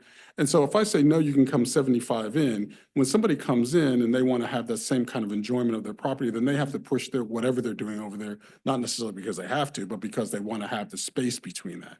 And so I've always a bit uncomfortable about agreeing to a setback unless I know something's there. And presently, there's lots of trees and those kinds of things are there. But there would be and I realized I read something from someone today who said they owned a vacant lot that was, I think someone received something from somebody that said it was a vacant lot next to this project.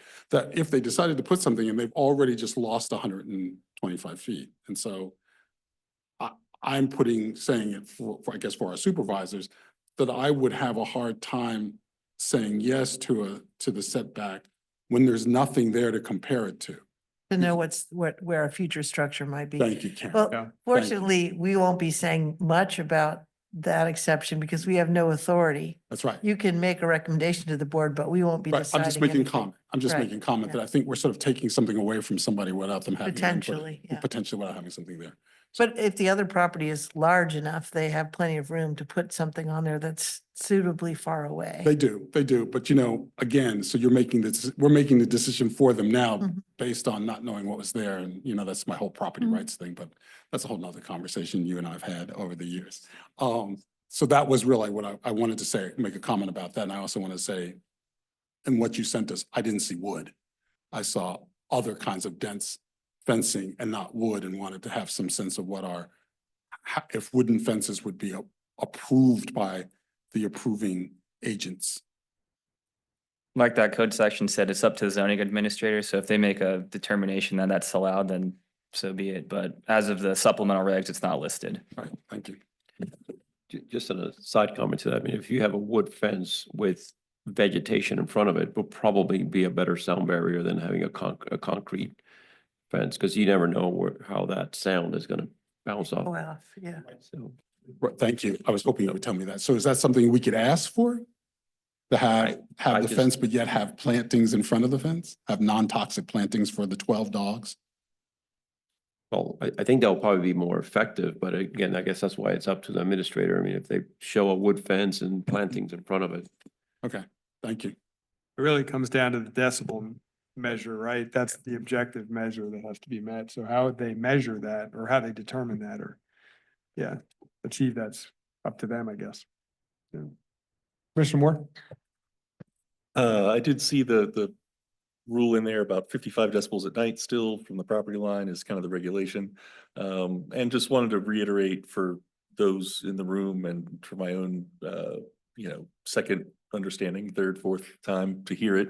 What's the process if there is a decibel violation? What happens? Francis McCall from the zoning division to come up. Thanks. Good, we can ask him the fence question too. Yeah. There to hear it.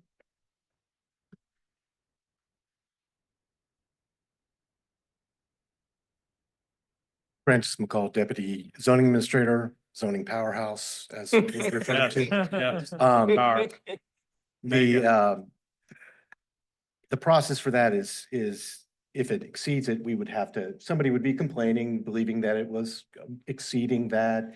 We would go out with our measurement devices, follow the ordinance with the process as far as that we have outlined in the ordinance with regards to that, and make that determination whether or not it's exceeding those levels or not, and then work towards compliance, whether it's further sound dampening, soundproofing, whatever it might be that might be necessary. We would first work with them to come into compliance before we would basically make the, statement to the Board of Supervisors that they're not complying. Thus, the board would be the ones, if they were to grant this special use permit, to be able to revoke it. But I've never, in my time, I've never heard that the board has ever really revoked any special use permits, but that's another side. So, but that's not. May we ask you the question about fencing too while we have you? Have you- I can't make that determination Okay. right here. I'd like to see if they would propose something else at the Yeah. time that they actually would, before we would make that kind of determination. Okay, I guess my question was, are you biased towards things like concrete or brick or? No, I mean, I There's no work with special- what's in the ordinance, and if they ask us, we'd like to do this, Yeah, then we'd evaluate it with the proper individuals that would give us the advice, whether or not that would work, Got it. whether it's landscape architect that might say putting this landscaping does do that kind of, Commissioner Carazana mentioned, that would be something that we would evaluate at the time that they're actually starting the construction and we're on site doing the different evaluations for compliance. great, thank you. Awesome. Commissioner Moore, any other questions? No, not for a second. Anybody else?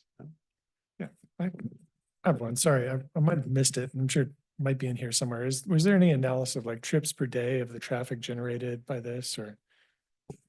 No, this wasn't requested by staff or any of the reviewers due to the low impact of this proposal for 12 dogs.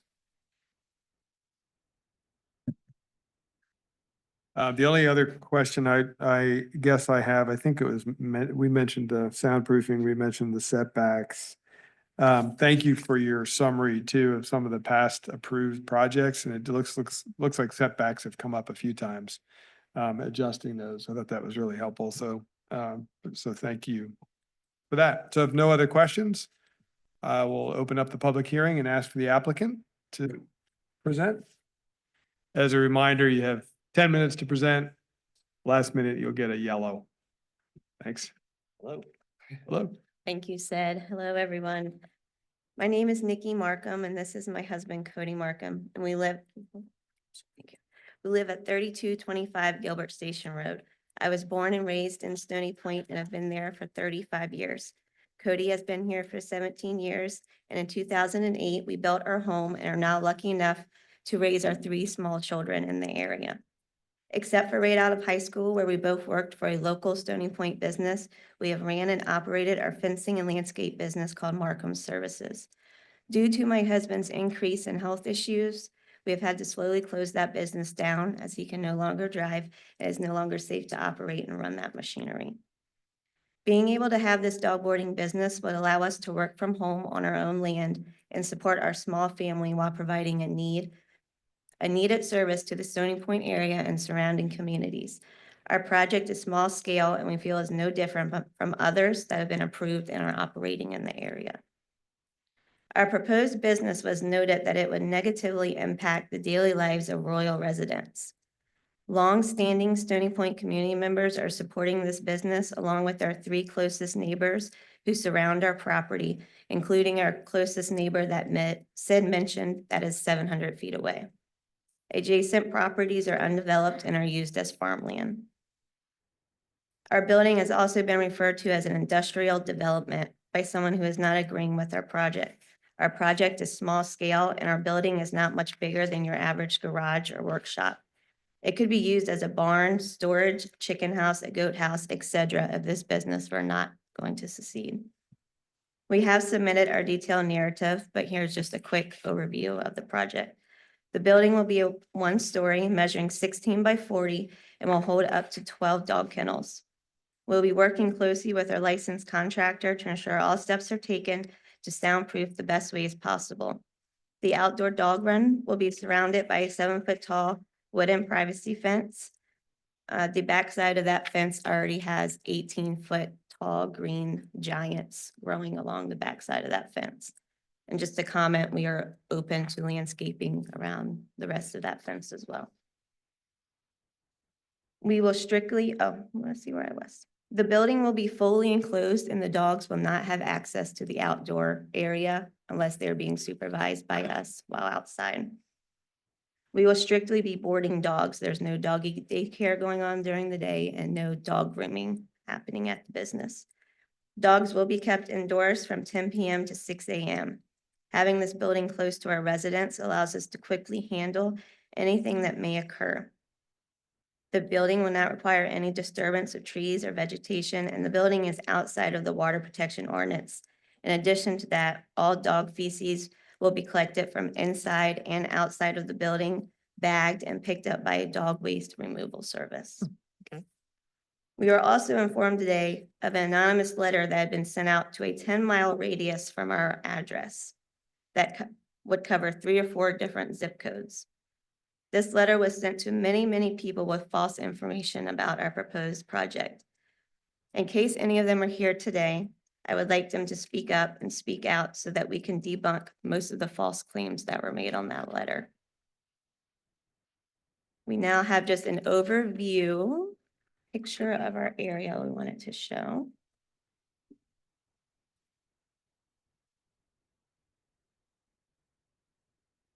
And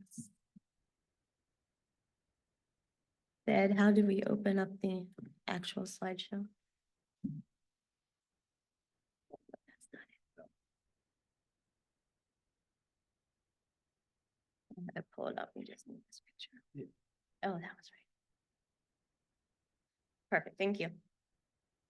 This is an overview of our area. Our house, 3225, is marked, and the yellow thumbnail is the proposed building location. What you can see is kind of tucked away already in a group of trees that we have already on site.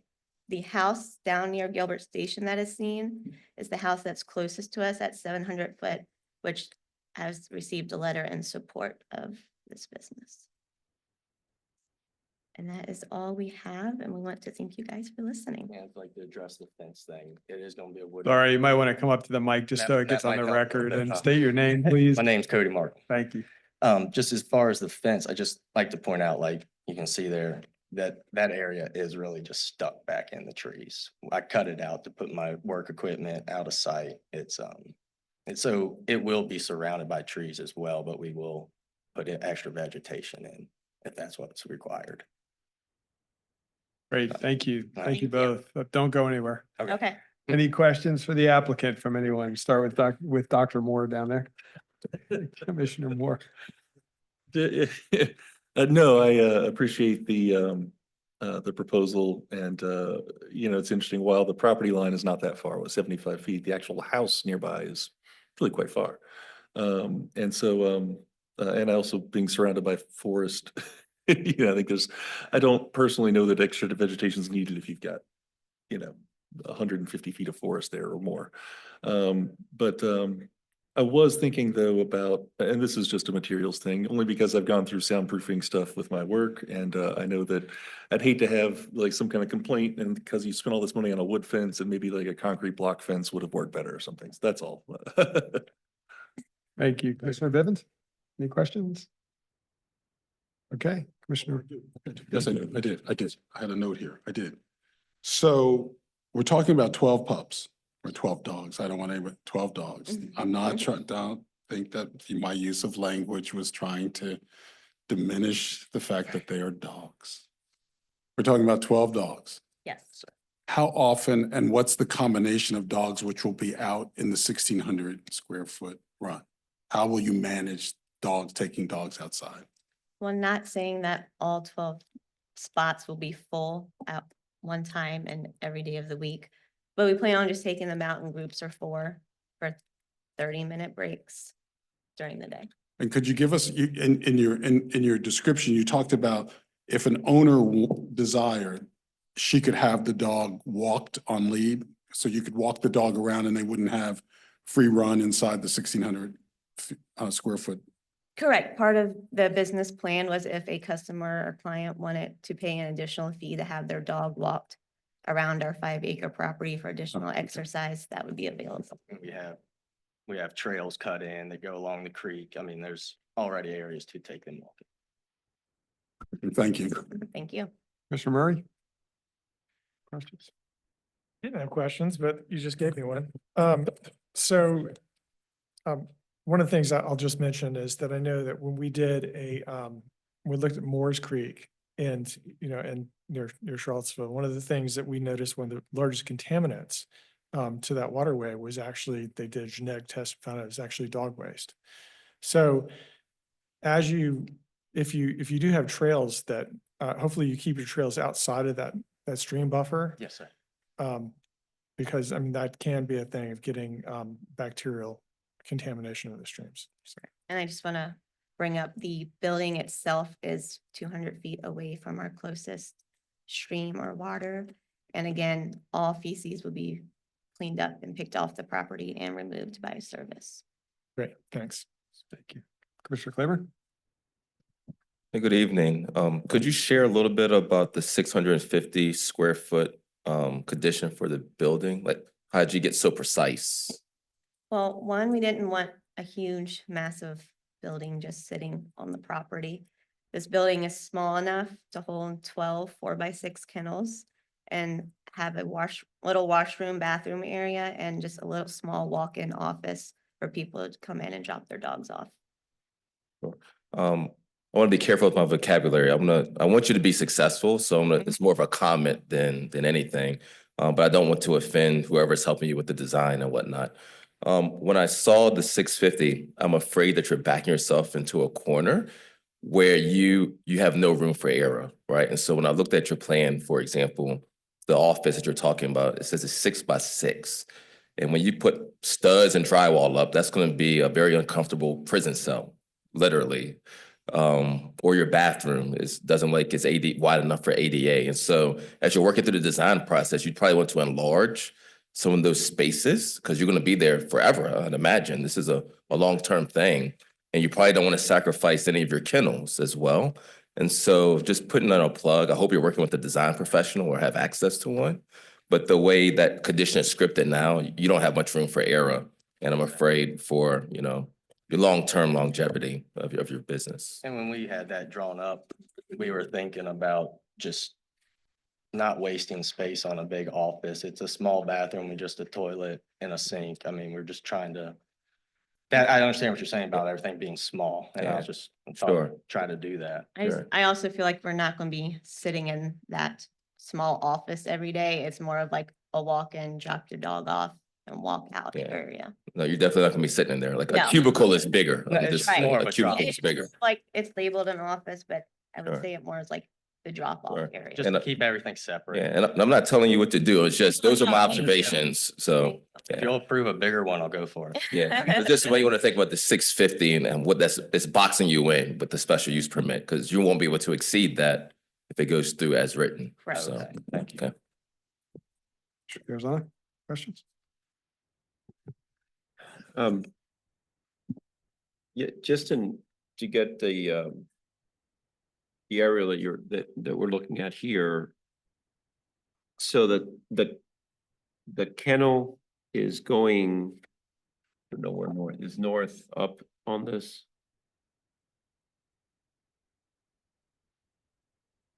That's where north is, but which way is north on this? North is top of the page there. This way, the top of the page. To the left, Mhm. to the left. So is it west of the house where the kennel? Yes. Yes, sir. Yes, sir. Into where the trees are in here. Where that yellow pin is. There's a yellow pen where the proposed building. This is the kennel. Yeah. This is the house. Yeah. Okay. That's the, okay.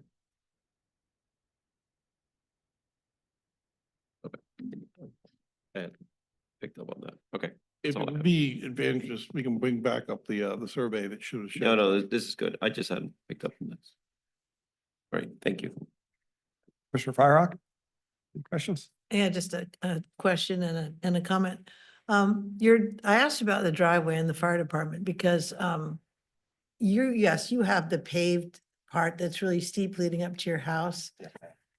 I'm the foolish person who thought I would try out the driveway this weekend to see if, like, what it was like. And of course, it was all slushy, so that was really stupid on my part. I almost ended up in your pond. But, because the ice was melting, but it is really Not good kind for of water steep. quality. Yeah, bad. Yeah. It's steep there, and I don't have a sense of the driveway when it's not ice covered. So could you say a little bit more about that? I mean, the fire department was obviously okay with it, but that easement where you cross, you go down by the pond and then you come back up. That area seems a little tricky. And I'm not seeing it in nice weather. I haven't seen it in nice weather. I don't know if you need four-wheel drive to get to your house or No. normally it's not so terrible. No, Sid has been out there. Like he said, the steepest part is paved and the fire trucks do come up our driveway. Okay. And they do turn around in you can see on this map, we kind of have like a loop driveway. Right, okay. They have been to our house on, other occasions and they can come up our driveway fine and get turned around in their big engines that they have. Okay.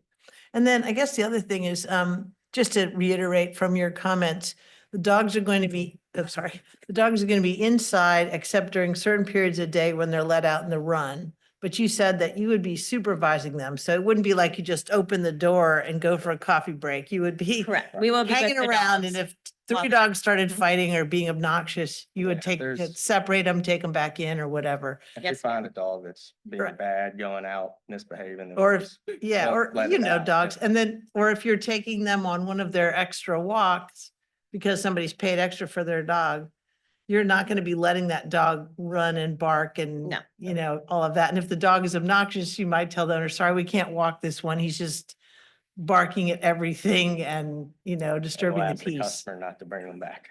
Right, yeah, so there will be no situation in which the dogs will be just out and you guys will not be right there That is in order correct. to deal with the problem. That's correct. It's not in your interest to be obnoxious to your neighbors.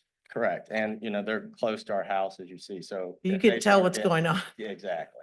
It's Okay. too mu- Yeah, I mean, to me, that satisfies the concern with dogs running and barking, because dogs bark. And somebody did a study of dog barking, trying to figure out why they bark, and the conclusion was, we have no idea. It's just bark for no reason.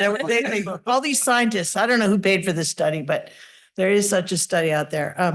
And I guess the comment I would just make is that, I live in the rural area too, and I have neighbors and they have hunting dogs and kennels, and those kennel dogs can bark all day long. Like I've worked it out with my neighbor and his 7 dogs, and now he keeps them quiet. But for the first year and a half, barking all day, all night kind of thing. So they have way more restrictions on them than just anyone else living in the rural area who wants to put a bunch of dogs in a cage and have them, make a ruckus. And to that, as far as we are concerned, there are no restrictions on how many dogs someone can have. Running on their land, yeah. Running on their Right. land and being kept outdoors. Yeah, and we have their use kennels, requirements now, but outdoor still. kennels Yeah. that are not in buildings. That's a true. We could have as many dogs as we would like, as long as they're licensed with the county, and I could put them in chain link cages out there. We're trying to do our best that we can to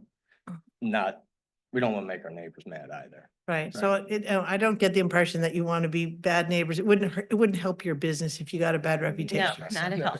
It just seems like we can talk more about the fencing, but it just seems like they've really thought through Yeah. every moment of the dogs. Now, in terms of dropping dogs off, somebody dropping the dog off like on a Thursday, they're going on an out of town trip and you're gonna watch the dog till Sunday and then they're gonna come pick it up, something like that. Mhm. Yes. And so is there any concern about, are you gonna like limit when they can come and go? Or is there a Yes. drop off and pickup We times? have hours and these were submitted in our narrative. Let me find them. So at this moment, we have Monday through Friday, drop off and pickup will be 9 AM to 10 AM. Okay, And then 6 to 7 PM in the evenings. okay, so it'll be a designated time. There's not like gonna be People will not be random. coming randomly throughout the day. All for right, that's drop-off really and pickup. helpful. Thank And you. we are closed for pickup and drop off on Saturdays. Okay, thanks. Great, thank you. Yes, sir. I just had, I had a question about the easements. I noticed in your report, you said you had 2 easements. And just, I want to just sort of confirm that they are permanent easements. They are easements which are recorded in the count. Yes. For the driveway? Yeah, for the Yes. driveway. Okay. Yes. Because my concern was, Ah, we right, all know yeah. we know how those things can happen. So you do have those. So the other thing that I was going to ask you about is perhaps it's for reasons of family life, but so I can't pick up my pup on Saturday. Excuse me. I can't pick, I'll say why, I will, when we make comments, I will say why I do that. I can't pick up my dog on Saturday, but I can come on Sunday. Correct. Okay. From 9 AM to 10 AM. Oh, or and the- if you do this, I would just recommend you paginate it, put page numbers on it. If you could get a copy to, it's just really, it helps people if they have page numbers. All right. Thank you. Mr. Librarian. Thank you very much. You'll have a chance to come up after the public comment Okay. Awesome. Thank to you. make Thank any you. comments. You're welcome. Thank you. Great job. All right, I will open it up to speakers that have signed up first, and then we'll go to the general audience, and then we'll go online. Just as a reminder, each speaker is allotted 3 minutes. You cannot relinquish your 3 minutes to another speaker. You can only sign up one person to speak. And please give any written statements that you might have to the clerk if you have any. So we'll start with Dave Norford. And Emily White is on deck. So if you can be ready, it'll help move things along. Thank you. Hi, I'm Dave Norford from Stony Point. My wife and I own the property on one side of the Markham's property, and we lease the farm on the other side, and we raise cattle on it. I've known Nikki and Cody for many years. I know they're hardworking, responsible people. And I think they've identified a need in the community for the service they're wanting to produce. And I'm fully in favor of their approval of this project. Thank you. Thank you. Thank Thanks you. very much. Emily White and Scott Cunningham is on deck. Hi, my name's Emily White. I'm here with my husband, Irvin White. We live on Prophet Road in the Rivanna District. I'm thankful for the opportunity to speak to you all, commissioners, county staff, in support of the Canine Hotel. As a family that treats our dogs like children, we definitely agree there is a need and would embrace a facility with these amenities that are only available somewhere in a rural area. We heard the poor dogs are getting their play area cut down in the potential Berkmar Flats. Send them to the country. Send them to the Canine Hotel. Give them space to run and play. You've heard firsthand, Nikki and Cody are responsible, respectful members of their community. They have taken every precaution they can think of to help this business not impact their neighbors. This would enable a young family to make a living on their land. They've talked about soundproofing the building, sound dampening fencing, embracing landscaping, natives, pollinators, didn't say anything about bamboo, maybe a few arbor vitae, but they're doing all they can. We've heard the great regulations the county has in place to make sure this isn't going to have a negative impact before they even approve the business could go forward. So we run a local business. We'd love to see someone else succeed with a local business, keeping tax dollars and income local.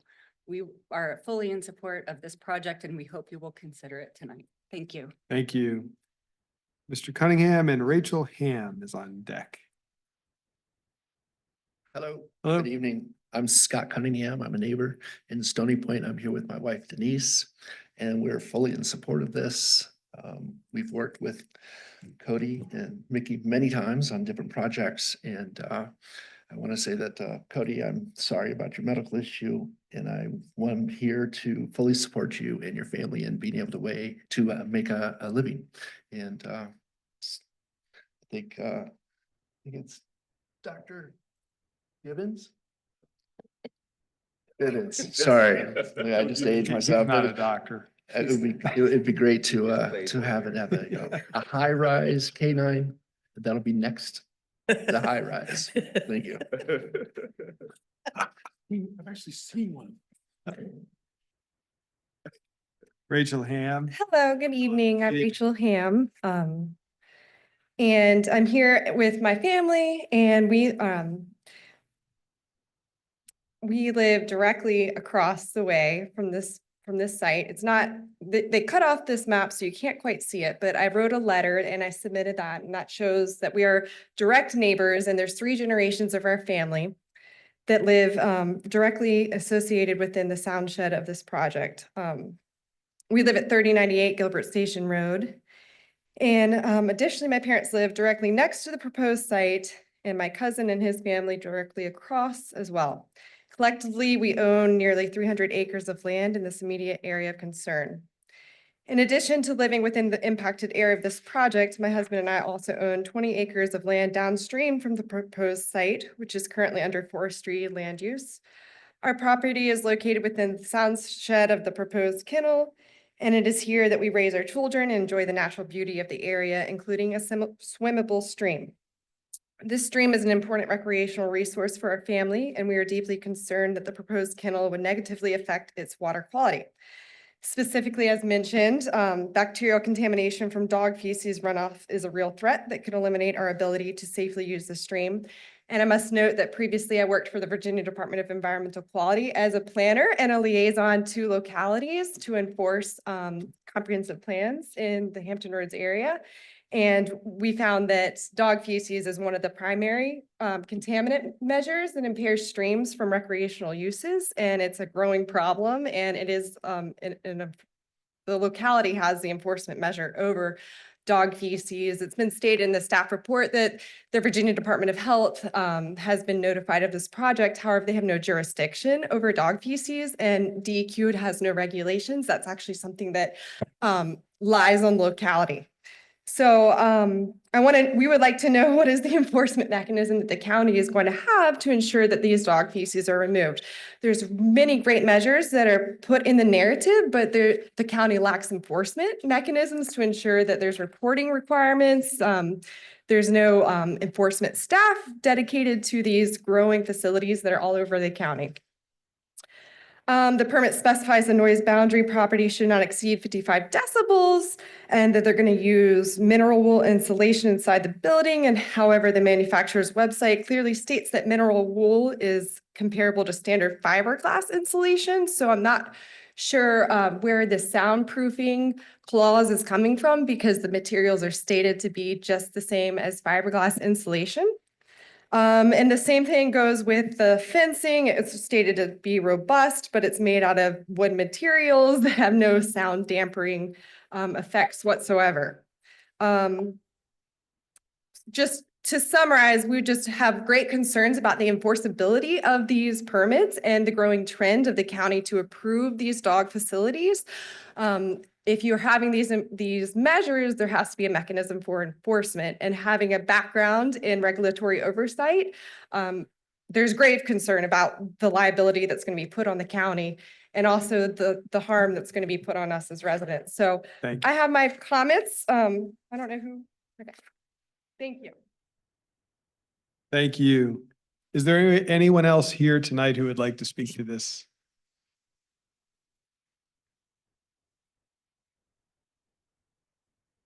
Hi. Good evening. My name is Crystal Biaki, and I am a neighbor in the community. My husband submitted a letter earlier this morning. I submitted a letter very late this evening, so I don't know if he had a chance to read it. After reviewing the proposal, talking to other neighbors within our community, we both 100% support this endeavor.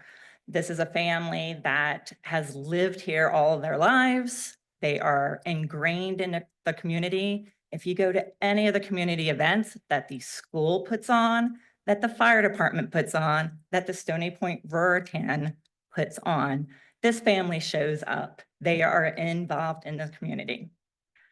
I truly do think that they want to do the best job possible and not be disrespectful to their neighbors.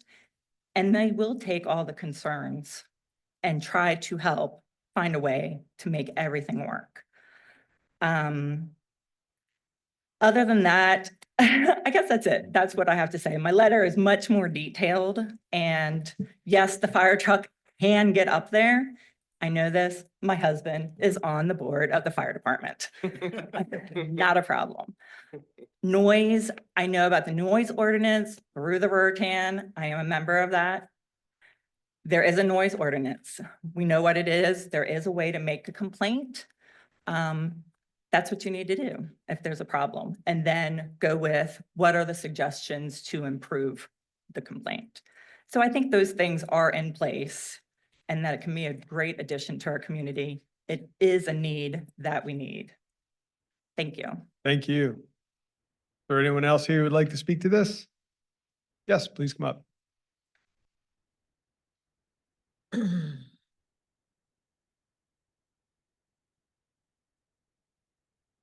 Hi, Hi, good evening. my name is Belinda Blankenship. I live at 3100 Gilbert Station, which is right diagonally across from the proposed site.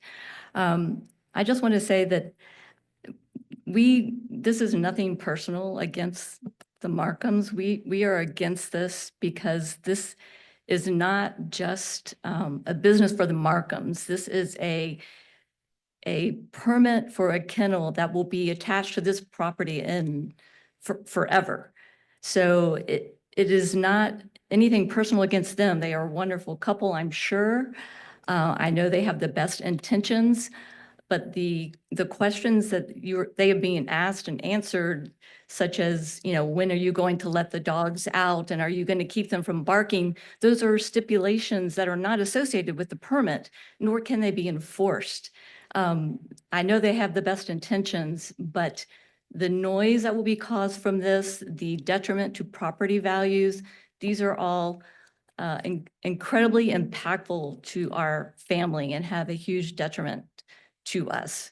So I ask you to consider these effects to us as well. Thank you. Thank you. Is there anyone else who'd like to speak to this? All right, seeing none.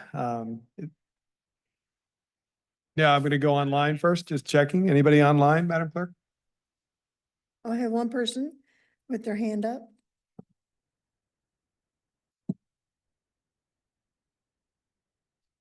Okay, Mr. Martell, can you please unmute yourself, and you have 3 minutes to speak. Your time will start when you start speaking. State your name and address, and then you can start with your comments. Thank you. Good evening, and thank you to the commissioners for having me. As the secretary said, my name is Dave Martell, and I'm a resident who is roughly a mile from the property in question.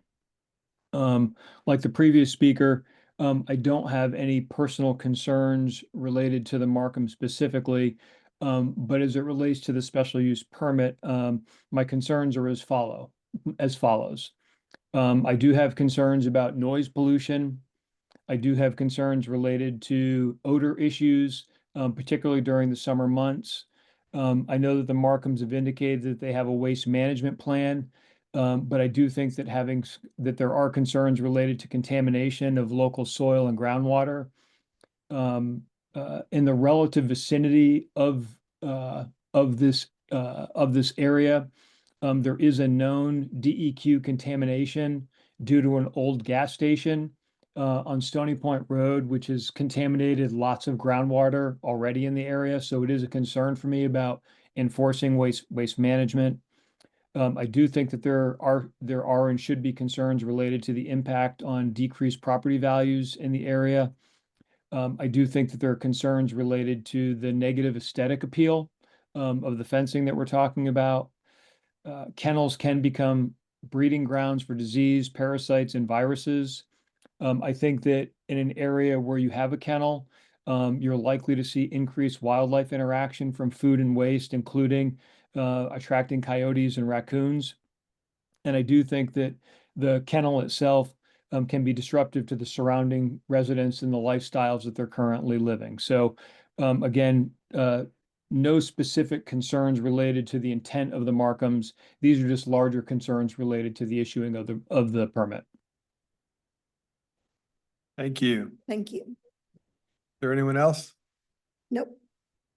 All right. With that, I will give the applicant the opportunity to come up and speak to anything that's been raised. Thank you. I just want to respond to a few points that were brought up. A negative impact on property value. I feel that this is extremely unlikely. Property assessments continue to go up every year. The negative impact of noise, we have already spoke about what we're going to do our best to help with the dog noise. But in our neighborhood, you always hear vehicles, cars, trucks on Route 20, Stony Point Road. Neighbors' cattle, donkey, chickens, dogs. There's always constant noise in the background. As far as the permanence that all futures owner, if we move, the permit can stay with the location of the house. Not that it matters. We never, ever plan to move away from Stony Point and the property we live on. If that were to happen, who says the new owner is going to want to run a dog boarding business? So those are just my responses to those. Thank Great. you. Thank you. Oh, I didn't mean to cut anybody off in this map. Is there a way we can flip through it again just to show a larger? No, we can click on I the don't- next I just slide. like to show the property that was saying they're directly across from us. So like Sure, directly if it's across easily from our accessible. driveway is Oh. Close to 100 acres of wooded area, which is shown here. Owned by a lumber company. Got it. And then I'm trying to figure, where's my mouse? Is this touchscreen? I think it's a static image. Unless you wanted to open Google Maps and then. Oh, Good. this one. Um, That's the only other one I have. Yeah, it's kind of twisted upside down on you guys, but there's our place there. At the bottom. very bottom. Got it. So the property that is speaking about is the one with the clearing over on the far side that is directly claimed to be directly across from us. I just kind of want to give that some perspective. Great. They Thank are you. approximately 2,550 feet away from our A property. little bit over a quarter mile for driveway and. I'm not sure if could you just move closer to the mic? It's over a quarter mile when you come out of our driveway until you actually Got it. reach theirs and drive back even further. The property directly across from them does actually hold donkeys now, miniature donkeys, and they sell and breed donkeys there. So Great. just Thank something you. else to bring. Awesome. Thank you both. Thank you. Appreciate it. With that, I'll close the public hearing and open it up to the commission for conversation, discussion. Who would like to kick us off? Not looking like there's a lot of conversation or discussion. Sure. Commissioner Moore. I can. Okay. One thing that I always notice, we've had a couple kennel, still less than 2 years on this commission, but we've had a couple of kennel, or in one case, it was a equivalent of a kennel, but a service dog training Yeah. facility. And I'm always struck by how by right, somebody could have cows mooing 80, 90 decibels. By right, somebody could have a terrible pig farm where they're squealing at 110 decibels. By right, they could have a gaggle of a whole pack of dogs with, Yeah, they can. just roaming around. But we if our rural areas are for people to try and make a living off the land, Yeah. which is all through our documents. I sometimes wonder why this has to be such an involved SUP process. So anyway, I do think though that just to reiterate, I mean, I think just the distance alone probably would not be enough to bring the decibels down to 55, just how sound volume going down on the logarithmic scale works. So some good measures, I think soundproofing materials might need to be just a little bit of attention when you get to that phase, but that's, you know, I'm not gonna micromanage any of that, except, you know, a little bit more attention on some of the materials. Otherwise, you know, it makes sense to have this available as an option. Thank you. Any other comments or discussion? Sure, Yeah. I'll jump in. I think that's very well said in terms of what you can do without any permission. You know, to me, I think if you can't do it here, where are you supposed to do this at? Just for the general public's, I guess, knowledge, sound is more than just a mineral wool. It's a collection of assemblies, right? So as the applicant is working with the design and construction team, there'll be wall assemblies and door assemblies and seals that have to be used. It's not just installations. So that will get flushed out as they have to meet those requirements. I do want to just flag again the 650. If it's up to the applicant, it's a maximum, right? And so you can put 1,200. Doesn't mean you have to use it all, but that'll be my recommendation as we're moving forward. If they want, I'm not sure how you want to handle that, Mr. Chair, but I don't want to speak for them. I just see them. I see a train coming, and there'll be something in the program that has to give, whether you have to lose a dog kennel or something. But when this thing goes for review, I think you're gonna, by the building code, I think you're gonna get hit on some things. So. Yeah, I think that's wise advice. I don't know how to address that other than to say that the applicant, if they wish, could make a change between now and the Board of Supervisors. Or the board could make a determination and decide that they would want to do that. We can recommend it, yeah. Yeah, that's Yeah, so a maximum of 1,000, Yeah, and we can if you only build 700, it is what it is. We can do that. We can do that. So, okay. So Chair, I would just, so I wanted to just sort of make it clear about pups. So at one point, this is, you know, I always have to have a shaggy dog story, but just to illustrate this thing. So everybody knows I live in the rural area. Okay, and my property is heavily wooded. And so there's two things that I want to just sort of share. One, when we did a renovation to our property, we had someone from, this is before I had anything to do with what I'm doing right now. We had someone from the county come out and try and get us to pay for a kennel. Because we actually had a number of dogs that were conformation dogs. And so they thought that we were running a kennel. And so the whole idea that that they were saying that you could have number of dogs without having any sort of oversight from the county is true until someone believes that you're making money from it. Yeah, I see, yeah, right.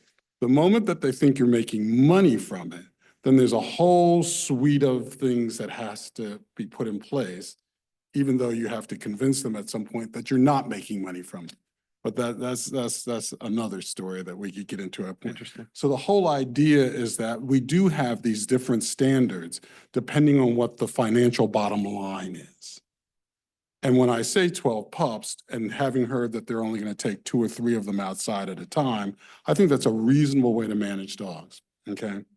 Having been in places where there were thousands of dogs, I can tell you that's a reasonable way to manage dogs. I also want to just sit before us that the Keswick Hunt Club is outside and to the right towards Keswick. They have 30 couples that they run of American foxhounds that run across these particular properties at any time that they can get a good hunt of. I live near the Farmington Hunt Club. Let me tell you, when American foxhounds are in training and they have not learned how to stay with the pack, it can be a scary thing when they come running across your property, which they have done a number of times. And so I think that's part of living in the rural part of our county. That sometimes you're subjected to things that you had no idea lived or even existed when you went there. And so that's why when I say pups, this is nothing like seeing a pack of Keswick or Farmington Hunt dogs come traipsing across your property, also trying to get into your house because they're tired by the time they get to your property. And they just think that you've got a bed that they can go sleep on. So all of that is to say is that we live in the country, 95% of our area is country, that we have these different set of laws or statutes or ordinances when people want to make money. But yet we're not managing the condition for people who just want to have a collection of dogs or pups or donkeys. I'm interested in these donkeys. I've always wanted to have donkeys. My wife's wanted to have donkeys. I might have to go see about some miniature donkeys for our property. So that's kind of cool. But so I want to just say that I'm in favor of this, and remember that let's not over-regulate, as our colleague said. Let's not over-regulate things when we're preserving all these lands for these kinds of things. Points, thanks. Any other comments, conversation, or motion? I'll just comment that, I look at each SUP individually. I don't just say, all dog kennels are okay in the rural area. And I know that's not what Mr. Bivens was saying just now. But I look at the situation. It is a wooded site. Yes, it is on the top of a hill, but then my concerns about the dogs just barking is alleviated by how they plan to manage them. And we can't regulate this to the point of saying like, we want you to proffer that no more than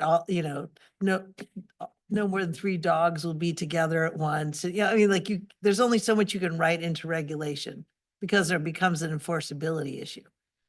So at some point, unfortunately, or fortunately, however you look at it, we have to trust that the owner is going to manage this kennel in the way that they stated. I also understand that it runs with the land. If they did decide to retire or move somewhere else, someone else could come and reactivate that dog kennel. But I struggle with how many conditions we could actually write in to get to that really fine point. We can regulate the hours of operation as what they've said, and their drop off and pickup times go with that permit as well if we want. And we could say more about the method of soundproofing the fence. I'm actually not as concerned about that because I have good faith in our zoning administrator and our staff that they will make sure that it is an adequate material that will do the job that it's intended to do. So I don't feel impelled to have to write that in. And Madam Firehawk, remember, the applicant said that they would be willing to put greenery in front of the fence if that was necessary. Right, so you could recommend that they consider additional vegetation, and I would put it on the inside of the fence also, because the dogs are gonna all pee on the fence constantly. And if you want to break down the pollutants, you want them to pee on a bush. So anyway, I think their waste management plan sounded good. I didn't even know you could get such a service to come and pick up. And, I'm not doubting that they will utilize that because why wouldn't they? It just makes sense as part of their business model. So I don't have all of my concerns that I might have come into the room with have been alleviated by the presentation and the responses that I heard tonight. I think they can coexist peacefully in the rural area. And to your point, Mr. Bivens, more peacefully than many. I can hear my neighbor's cows mooing on all the other hills where the cows are hanging out, and it's just part of the rural area. But I don't think these dogs are going to add to the cacophony of noises from what I've heard. The only thing I would add is that to everything that's been said, noise, odor, waste, I think there's been very thoughtful, careful responses and consideration, and I appreciate that. I also appreciate the comment that it is sometimes difficult to ensure that all conditions are being met. It is a complaint-based, I think, response. And so that's something that the adjoining property owners can keep an eye on and the applicant can be aware of. So that's always out there. I appreciated the comment that Commissioner Claiborne said about allowing some flexibility in the design. I totally, completely support that as well. But with that, I'll ask for a motion. Happy to make the motion. All right. I move to recommend approval of SP 2024-00004, the K9 Hotel with conditions as stated in the staff report with one revision. I believe it was condition 4. Yep. It was condition 4, to be a maximum of 1,200 square feet. So just to be clear, it would read the maximum size of the kennel building must not exceed 1,200 square feet in size and must be soundproof. Yes, strike 650 and replace with 1,200. Perfect. Is there a second? Second. Any discussion? I would get those plumbing fixtures off the exterior wall. I'm done critiquing now. So It's cold outside. You want those pipes to bust. Yeah. So, Is that the Been there, truth? done Is that. the truth? Yeah. May we, if there was no discussion, may we have the roll, please? Yes, Mr. Moore, Aye. Mr. Bivens, Aye. Mr. Murray, Oh, wow. Mr. Claiborne, aye. Mr. Missile, Aye. Mr. Carazana, Aye. Ms. Firehawk. Aye. Thank you. Great, thank you. Thanks, everybody, for your thoughtful comments, for your letters, et cetera. Much appreciated. All right, we'll move on to item number 7, and if you would to just hold your conversations to your outside. Thanks. Thank you all. You're welcome. Thank you. Thank you. Thank you, everyone. Appreciate it. Thanks very much. All right, we'll move on to number 7, committee reports. And I'll ask, are there any updates from any commissioners from committees? Start with Commissioner Moore. You're ready. I got committees. Yeah, we had 2 different committee meetings last week. One was the Rio 29 CAC. There were no public hearings or anything like that, but it was our convening meeting, and the group talked about the kinds of presentations we'd like to have.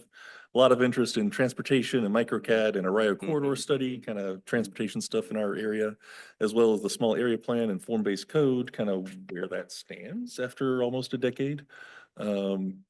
Fire prevention and climate resilience was of interest, and the zoning modernization, missing middle housing, and housing affordability in general. So I think kind of the main 4 things that we talk about all the time here and also there.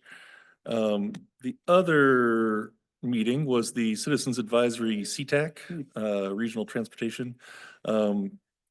Y'all probably saw the results of the Smart Scale proposals. We only got 1 thing recommended for funding out of, I think, 8 proposals. Pour one out for the poor peanut-shaped roundabout on Rio that I was really looking forward to. That did not make it through. But the one that did is going to be the sort of Pantops improvements with sidewalks and crosswalks and park and ride. Little interesting backstory on that is just that the Smart Scale funds were much more limited than they would have otherwise been. Hurricane Helene and otherwise, I guess, something like $510 million in state funds had to be transferred from construction over to maintenance just to fix problems from severe weather events. And that may continue for a while as far as just kind of the structural funding that we've got right now. So that's, one thing that was kind of interesting to learn about was how across the state, a lot of the funded projects in other districts, so the Culpeper District only had 4 funded projects for this whole region. Across the state, a lot of the funded projects brought locally leveraged funds to then basically like earn themselves more points in the system. The way they can do that is they've got transportation authorities with some dedicated revenue streams and other kinds of taxes coming in. We don't quite have that yet. We do have now a new transit authority coming in, and we've got maybe some steps we can take towards a transportation authority, but that is just something of note that it's going to be harder to get big funding for the near term. Thank you. I will share, and probably Luis can say this, that we also, when you look at sort of our population mass here, we don't have the population mass or the transportation issues. So yes, they're important to us, but we don't have the transportation issues to compete with some places like the Virginia Beach, Norfolk, or the sort of Northern Virginia corridor there that just has both money and people and has transportation problems that just have to be solved in order to keep the economic engines going. And so ours tend to get funded if there are bodies on the road. So if there's a body on the road, that's when we tend to get the attention. But if there's no bodies on the road, then they don't tend to get attention here. And I can give you a bit of I don't have a particular, are you finished? All done. Yeah, I don't have a particular committee meeting right now, but I will say we're getting we have one coming to the, whatever our thing is over there on Hydraulic Road. And it's another self-storage, which I just have to, I just have to, go, huh? I would never ask staff to do this, but I might talk to someone else in the room and say, we don't have that many people who live here. We have 140,000 people who live here. And I bet you if we were to do a study on the per capita, the number of storage space, self-storages for per capita, we'd be someplace like Dallas. you know, which has a hell of a lot, excuse me, which has a lot more people and a lot more things to store. So I don't. Amazing how much stuff people have. Well, I'm also, you know, this is that also part of me, Chair, that says I need to look in to see if whether there's some economic benefits as an investor. There are. And so that may, given our population, as we know some of the people who live with us in this community, that might be what's driving this uptick in self-storage, because I just can't believe grandma's trinkets need to be stored to that extent. Any other reports? Yeah. Commissioner. No, I don't, but I will say, if you think people's physical storage is bad, you should see their IT storage and That's true. what it's causing to data centers around. So everyone, please delete all your unused photographs and files you're not ever going to look at. Great point. So Any other reports? I have one, but The Historic Preservation Committee did not meet due to lack of quorum or something like that. I don't know. I showed up. I was like, where's everybody? I always get confused on whether I've reported on the last CAC. Fifth and Avon? Yes. I don't think I did. I don't think you did, no. But not much happened. Mostly it was a sort of, I think the county's doing with the other CICs, and you guys can tell me if this is the case, where kind of talking about the mission and whether we agree with, like, whether we're using the master plan for the area, but that didn't really go down that well with the Fifth and Avon committee, because our master plan is really, really old. And so they've been, so much has changed if you look at the Avon and Fifth Street corridor since that, whatever was done. Yeah. So it's not like you break out that master plan to look at what the big vision is, because it's so old and we don't have an updated enough plan to really use as a daily tool. So anyway. it's interesting that you bring that up. I know that at the last, Prose CAC, that there's some discussion about when does the master plan get revised? And, should it be more of a process where looking at the master plan more frequently and making series of tiny updates versus, so I think there's some interest. Oh, there's definitely interest by CICs in having updated master plans, but we were told by the county several years ago that, okay, they don't have the bandwidth, the staffing, and their staff's right here, so they can echo this, but to update these plans every 5 years, it's just not possible. That we've set expectations for our CICs that we as a county cannot meet with our current staffing levels. And so, we at Crozet has a very recent plan. I think, I can't remember how old Fifth and Avon's is, but I want to say 15, 20 years. I mean, it's old. It's just not reflective of the current situation. And even with the Crozet plan, obviously people are not satisfied with that plan either. I don't know. So I'm not really expecting that we're gonna get all our master plans updated unless we get more staffing or more money, right? Well, I thought we also were put on pause until the AC 44. But this conversation comes from many years ago on Yeah. planning commission, before that we were even doing the comp plan, that we were told that. So I don't know what's changed. But Mr. Barnes might know or have a comment, or he might not want to comment.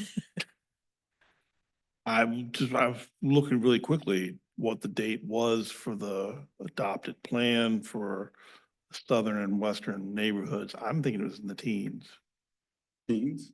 Yeah, I remember like right around 2015, I think. that's what I'm thinking, just as a citizen. I remember weighing in on 9 that. years old. Yeah, I'm Well, guessing the it was around then. transportation Study that was, I mean, more recent, that was useful. Places Yeah. 29 is, I think, 2011. Yeah, that's the one that's pushing 50. That's the old So one. I'm Yeah. just, talking about And that's where all the a change. dynamic area that's, Right, so we're not really expecting right now for having plans updated every 5 years.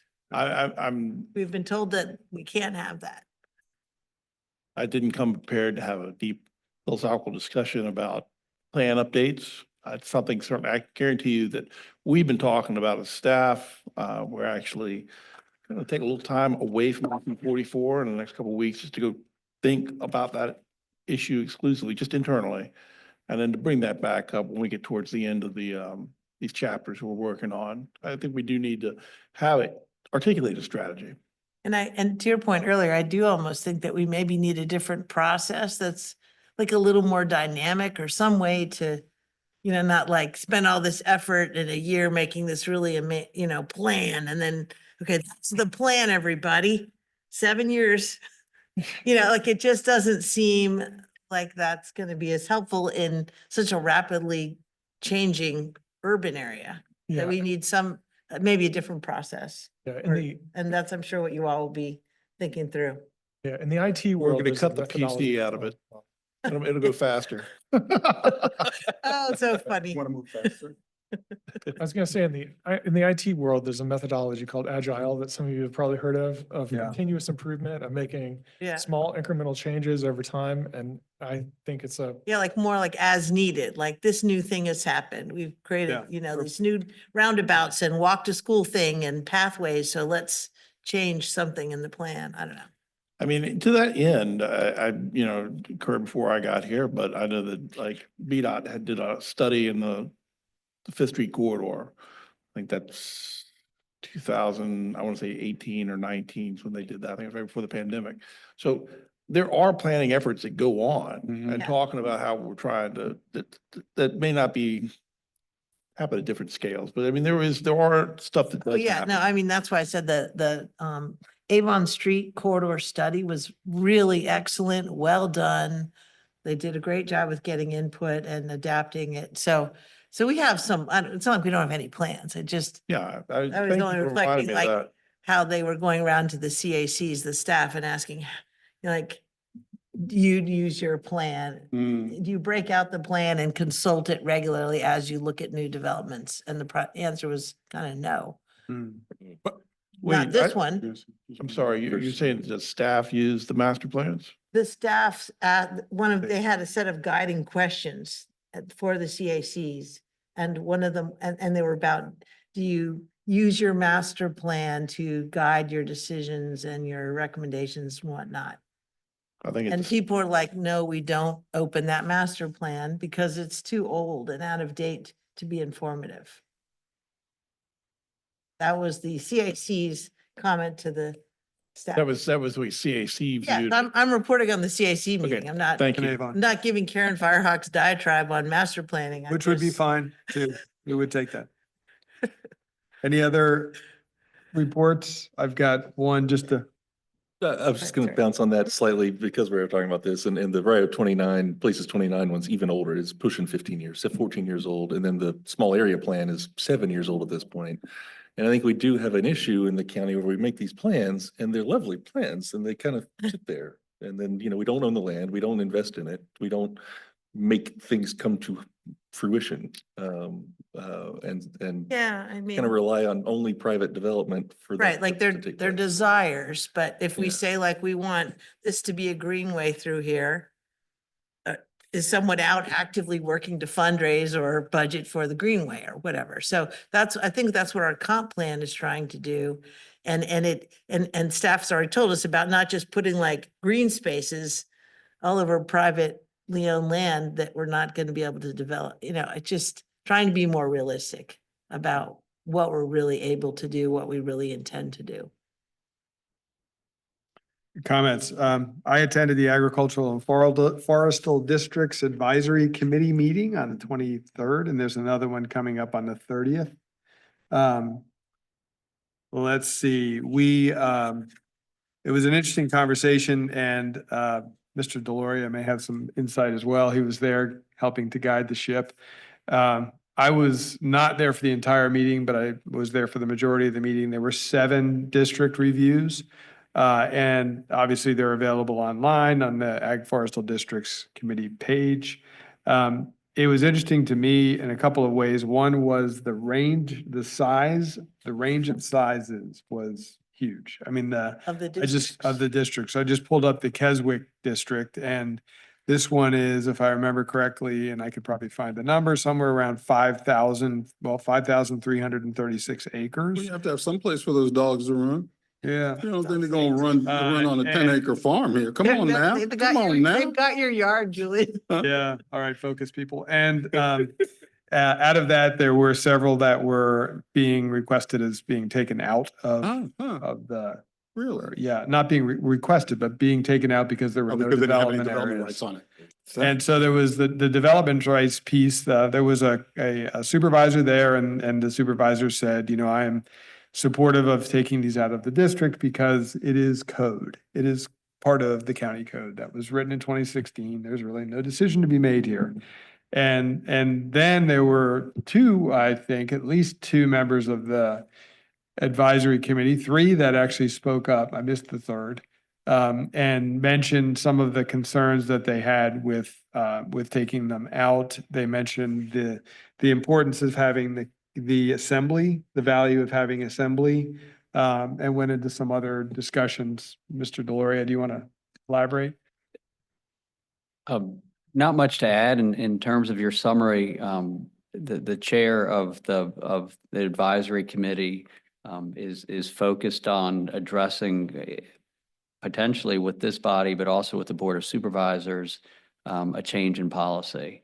And I think the goal is, and it took a couple meetings to kind of focus the chair in terms of what type of strategy, because my understanding is before I started attending the meetings, they were kind of going around in circles, discussing and trying to convince each other.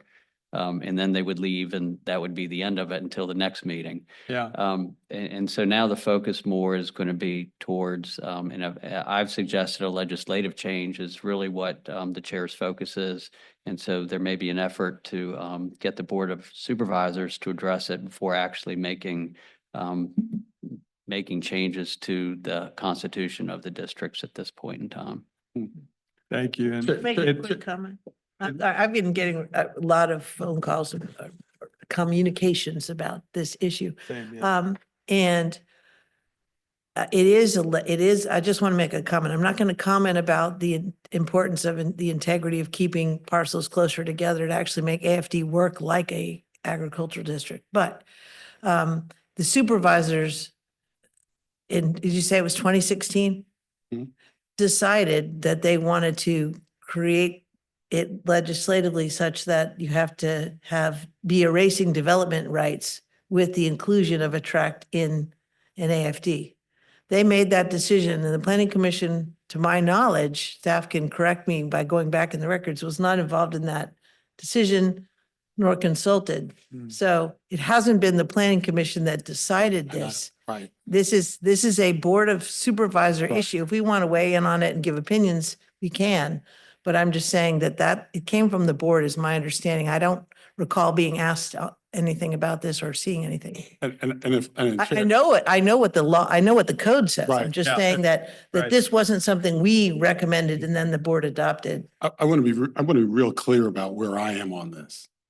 Because if you go to the county's website where it says ag and forestal districts, in the second paragraph, it says, and so this is really what's always sort of got under my skin about these things, that the district currently 10 years during the term of the district, currently 10 years for districts of statewide significance. In return, the county and Commonwealth agree to take actions, to not take actions, to make infrastructure investments that will place increased pressure on landowners to convert land in the district to more intense land uses during the term of the district. So by putting land into an agroforestal district, you are removing the opportunity for the county or the Commonwealth to make a decision that may be for the greater good. This is what happened. As you can tell, I'm passionate about this. This is what happened about we don't have a beltway, whatever that thing that was supposed to go.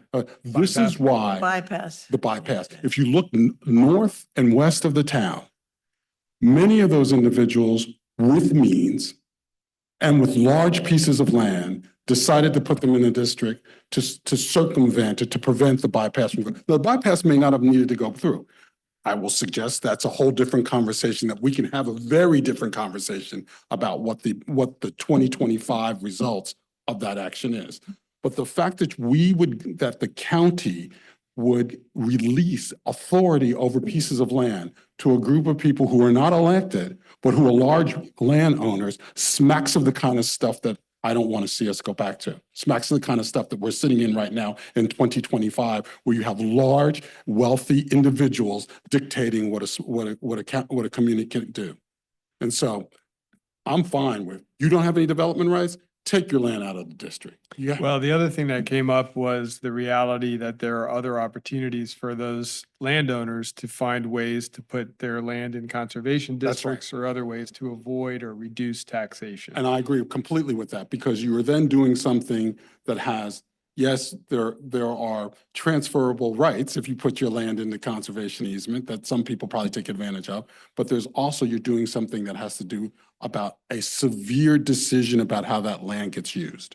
And one thing that I guess I was not concerned, but confused about was the purpose of the planning commission in this discussion. We have none. I think our council is trying to say something about that. So your position is actually very similar to the AFD Advisory Committee. You were in an advisory position. And so what I did want to comment was that in terms of the vote that occurred at the advisory committee level, they did not accept staff recommendations. Instead, what they recommended through all the districts is that they not be changed, that they remain the same, including the parcels with no small lot development rights, to keep those in, and the only ones to allow to be removed are the ones who petition for withdrawal.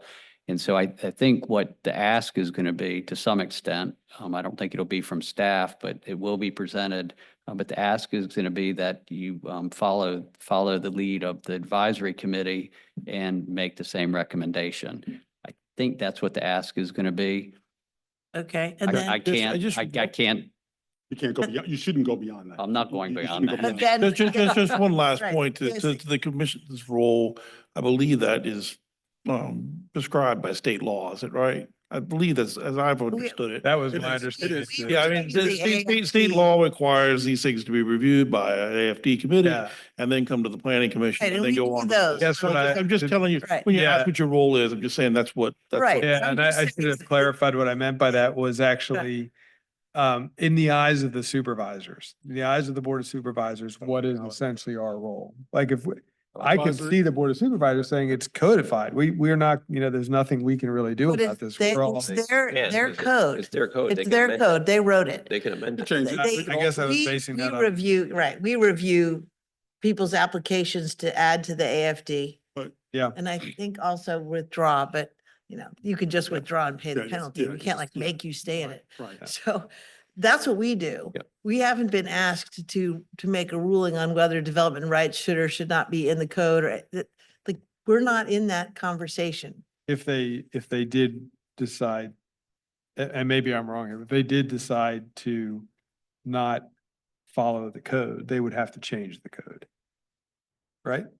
They should. So, I mean, I think Well, it's if- harder for the supervisors to, I guess they could say we That I don't disagree. know, because people like come and ask for conversation. special. Yeah. The conversation is that Yeah. they're going to postpone the decisions until there's some kind of further dialogue on whether or not they're making changes. The to code. supervisors haven't made that decision. That's what they were gonna request. If I- of us. That's what they're I gonna understood our- request. but the our supervisors council haven't correctly. said that. Just as a programming note for you all, there's been two tranches of AFD districts moving through. You considered one a while ago. Right. That will be going to the board on February 19th. The second one that we're referencing from the meeting last week from the AFD will be coming to you all at your next meeting on the 11th, the second tranche. So And I imagine it will include a bunch of recommended not withdrawals, but kicking out some folks who Yeah. don't have development That's rights. what- That's where the that's conflict. what I would just say this. So staff is pursuing what the county code currently Right, says of and the course. criteria we we review against. So we've made our recommendation. Right. And I think Mr. Deloria has already told you what the AFD committee's recommendation. would So like. We'll Right. be back in 2 weeks.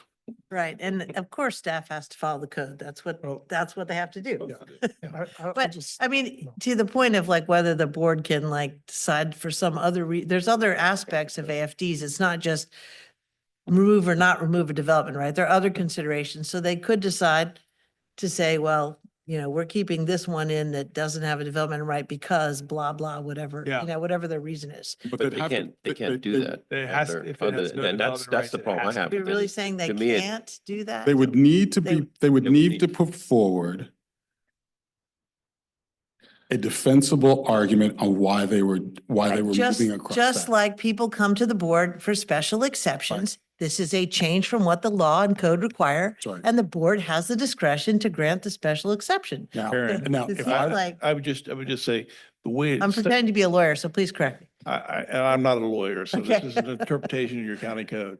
But there are multiple criteria against, Yes. and there one is. of the criteria is pretty explicit about if you have no development rights in the lot, you should You have to not be be part of the conditional use. district. So I think what people are sort of articulating here is that would, the change may be, or probably is, to remove that section if if the AFD's committee's or chair's position was to win the day, win the argument. there was a, Just I, leave it at there. yeah, I would No, I say, understand, I think I we understand could the probably, arguments. yeah, I don't want to cut off conversation. We'd Yeah. probably talk about this all night, but I would just recommend a couple things. One is if you have time, look at the Agricultural Forestal District Advisory Committee presentation, which was on January 23rd. In there, after you get past the agenda, there's review criteria and there's other discussion, and it talks through each of the districts, and they're great summary slides. And so if, you know, as I think ahead to the next meeting or the meeting on what is the 11th, when are we going to have more than 7 or is it the 7? So Probably there's the 8, 7. I think. The 7 that districts that were reviewed, it may be helpful from a time standpoint to just kind of review these slides ahead of time. The other thing is, and I'm sure they will come, but I think members of the advisory committee being here and sort of sharing their comments like they did was enlightening to me, and I think very helpful, would be helpful for us too. We'll be sure to provide the slides. Thank you. Or is it just in the county? It is, In the yeah. county. What's weird is I touched something and it showed up. I don't know how I got to, but I'll figure it I mean, out. Great. Any other reports? oh, no, I mean, I just wanted to add one little thing to that real quick. I don't want to drag that out, but I did want to say that, I think this reinforces the need that when we get to the idea of a rural area plan, and we can talk more expansively about conservation, and what a wise uses of expenses Yeah. are, that we can put those programs in context.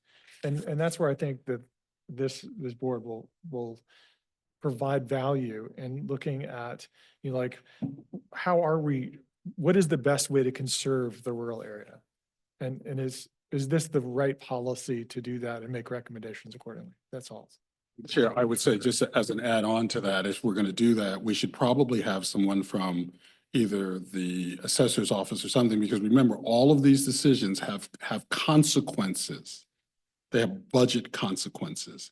And as my colleague was speaking about, we're losing land that was to be for commercial or industrial or research, for research area. That every time someone places land in a different tax category, that reduces significantly. And I think I heard of something that if the land that's in ag forest or that's in conservative, yeah, I think it was ag forest, there's something like over $1 billion worth of land that's in there. Which then if you look at what that does to our tax revenues, is why we feel pressure on things. Absolutely. So I would anticipate that our assessor, Peter Lynch, will be here at that meeting at the 11th. I don't know if there can be a special invitation just to have him come on down and answer your questions. I have every confidence he would be happy to come down and do so. They had some good questions for him as well, I think, in that. Well, he's on the AFD advisory committee, and he has views. Yeah. I just caution that. I know that he's on a vacation sometime this month. So if he's not here, it will be because he's on vacation. Okay, great. All good comments. Thank you. Move on to the review of the Board of Supervisors meeting from January 15th and 22nd. Mr. Barnes? Thank you. So the 15th only had one item that had come before you all, but there were several other issues that you might be of interest. One was a special exception for Innisfree for a central sewage system. They've had some septic issues out there and they're moving towards a central sewage system there. The county assessor, Peter Lynch, did make a presentation on this year's county assessments for parcels in the 2025 calendar year parcel assessments. There was a presentation on the Lambs Lane Loop Road that's at Albemarle High School. That's sort of a portion of it being facilitating a little bit of the High School Center 2. And also, we're working on an application right now for a revenue sharing grant to, as part of that study, they proposed upgrading the shared use path that's currently along the frontage of high school there. Also putting a green T type intersection there at the Georgetown Road and making some pedestrian improvements at Whitewood and Georgetown. So that's part of an application that we're working on. There was another presentation that my colleague Kevin made for Microcat. And then finally, they considered the Walnut Creek substation, which is one that you all reviewed. That was the one down on Old Lynchburg Road. I think we talked a lot about the potential for landscaping for the neighbor. And that did come up again and that was discussed, but there was also a long discussion about sound. And I know we talked a little bit about it here and the need for dampening of that type of a low hum, but that was passed by approved by the board. On the Mr. Barnes, yes, ma'am. you said they discussed the sound. Was there extra things recommended above anything the planning commission said? Like, was there Oh, I'm extra sorry. Yes, there buffering, was. Or extra requirements or? there's a requirement that we review for the sound dampening on some of those large transformers. Okay. So on the 22nd, we presented staff presented the AC 44 environmental stewardship chapter to the board. And the board also discussed the Archer North application, which was up by Forest Lake South. And there was a lengthy discussion about that. The one thing the applicant did do after they left from this body, they increased it from 15 to 20% of the project to be affordable. But it ended up being a 5-1 vote with the housing aspect sort of being a catch. I think a lot of that was because it was originally, you'll recall it was a much higher percentage. I think 75% was where it was before. What was the against vote? Mr. Pruitt spoke at length of that. So those were the items that the board covered. Thank you. Gonna keep rolling into AC 44? Sure. It was my intent to bring you all a calendar to get us through the rest of the chapters. And we are so close. We finally got the board schedule aspect worked out. We've got one more question today that we wanted to wait for to get you something. So I promise you before the end of the week, I will send out to the planning commission a calendar they'll take us through June, and that should take us through the rest of the 10 chapters that we're working on. Great. One other thing we're going to do for you, felt a little bit bad at the last meeting. You guys had asked me about what had happened with the rural area stuff on January 8th. Been a long day for me and I didn't have that put together. One of the things we do summaries of what the board has covered in their meetings. And I think what we're going to start doing is transfer those to you as they come through. And as part of this update that I'm going to give you on the schedule, I'll also pass along the summaries that we've done for those previous chapters that we've talked about. So hopefully that'll help facilitate the discussion that's going on between these two bodies. That's great. That's very helpful. Thank you. Any new or old business or items for follow-up? I'll group them all together. Yes, I have one. We've gotten several communications over the past couple of months about the no parking signs over on Ridge Road. And that, so for background on this, the Ridge Road has a wide area at the front where people are, it's off of Garth Road and Ivy. Okay. And it's so there's a piece in the front where people have parked for generations, like for decades, at least as long as I've known. to cycle or run on that road. And a while back, a person who doesn't even live on the road anymore had complained because people were blocking part of the road. When VDOT came and put the no parking signs, instead of putting on the narrow part of the road where it was actually causing a problem, they put it on the broad part of the road where people were parking. And so what's happened is that those no parking signs are actually the person whose property that is actually fine with people parking in the wide part.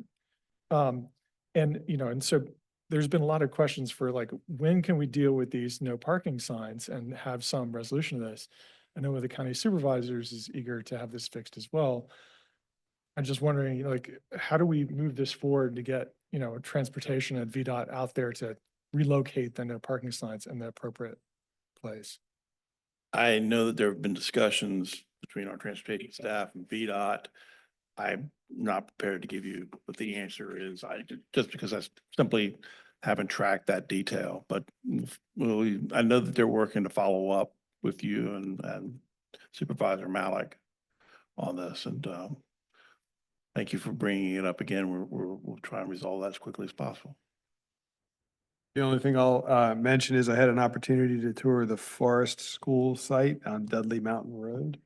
If any of you have an opportunity to do that, I think you're going I out. went Did you? Saturday. Okay. Saturday I did all 4 different sites. It's, I think as we probably all agree, it's really helpful to actually see the site. And so that's a good one to go visit and, Yeah, because if it's you- complicated. It's it is busy and complicated. Who can you see and not see and where are they putting what? Yep. But I'd recommend checking that out if you have an opportunity to. All right, I think we're done. So I will adjourn Planning Commission until Tuesday, February 11th, 2025 at 4 p.m. Thank you. 4 p.m. At 4 p.m. Four. All right.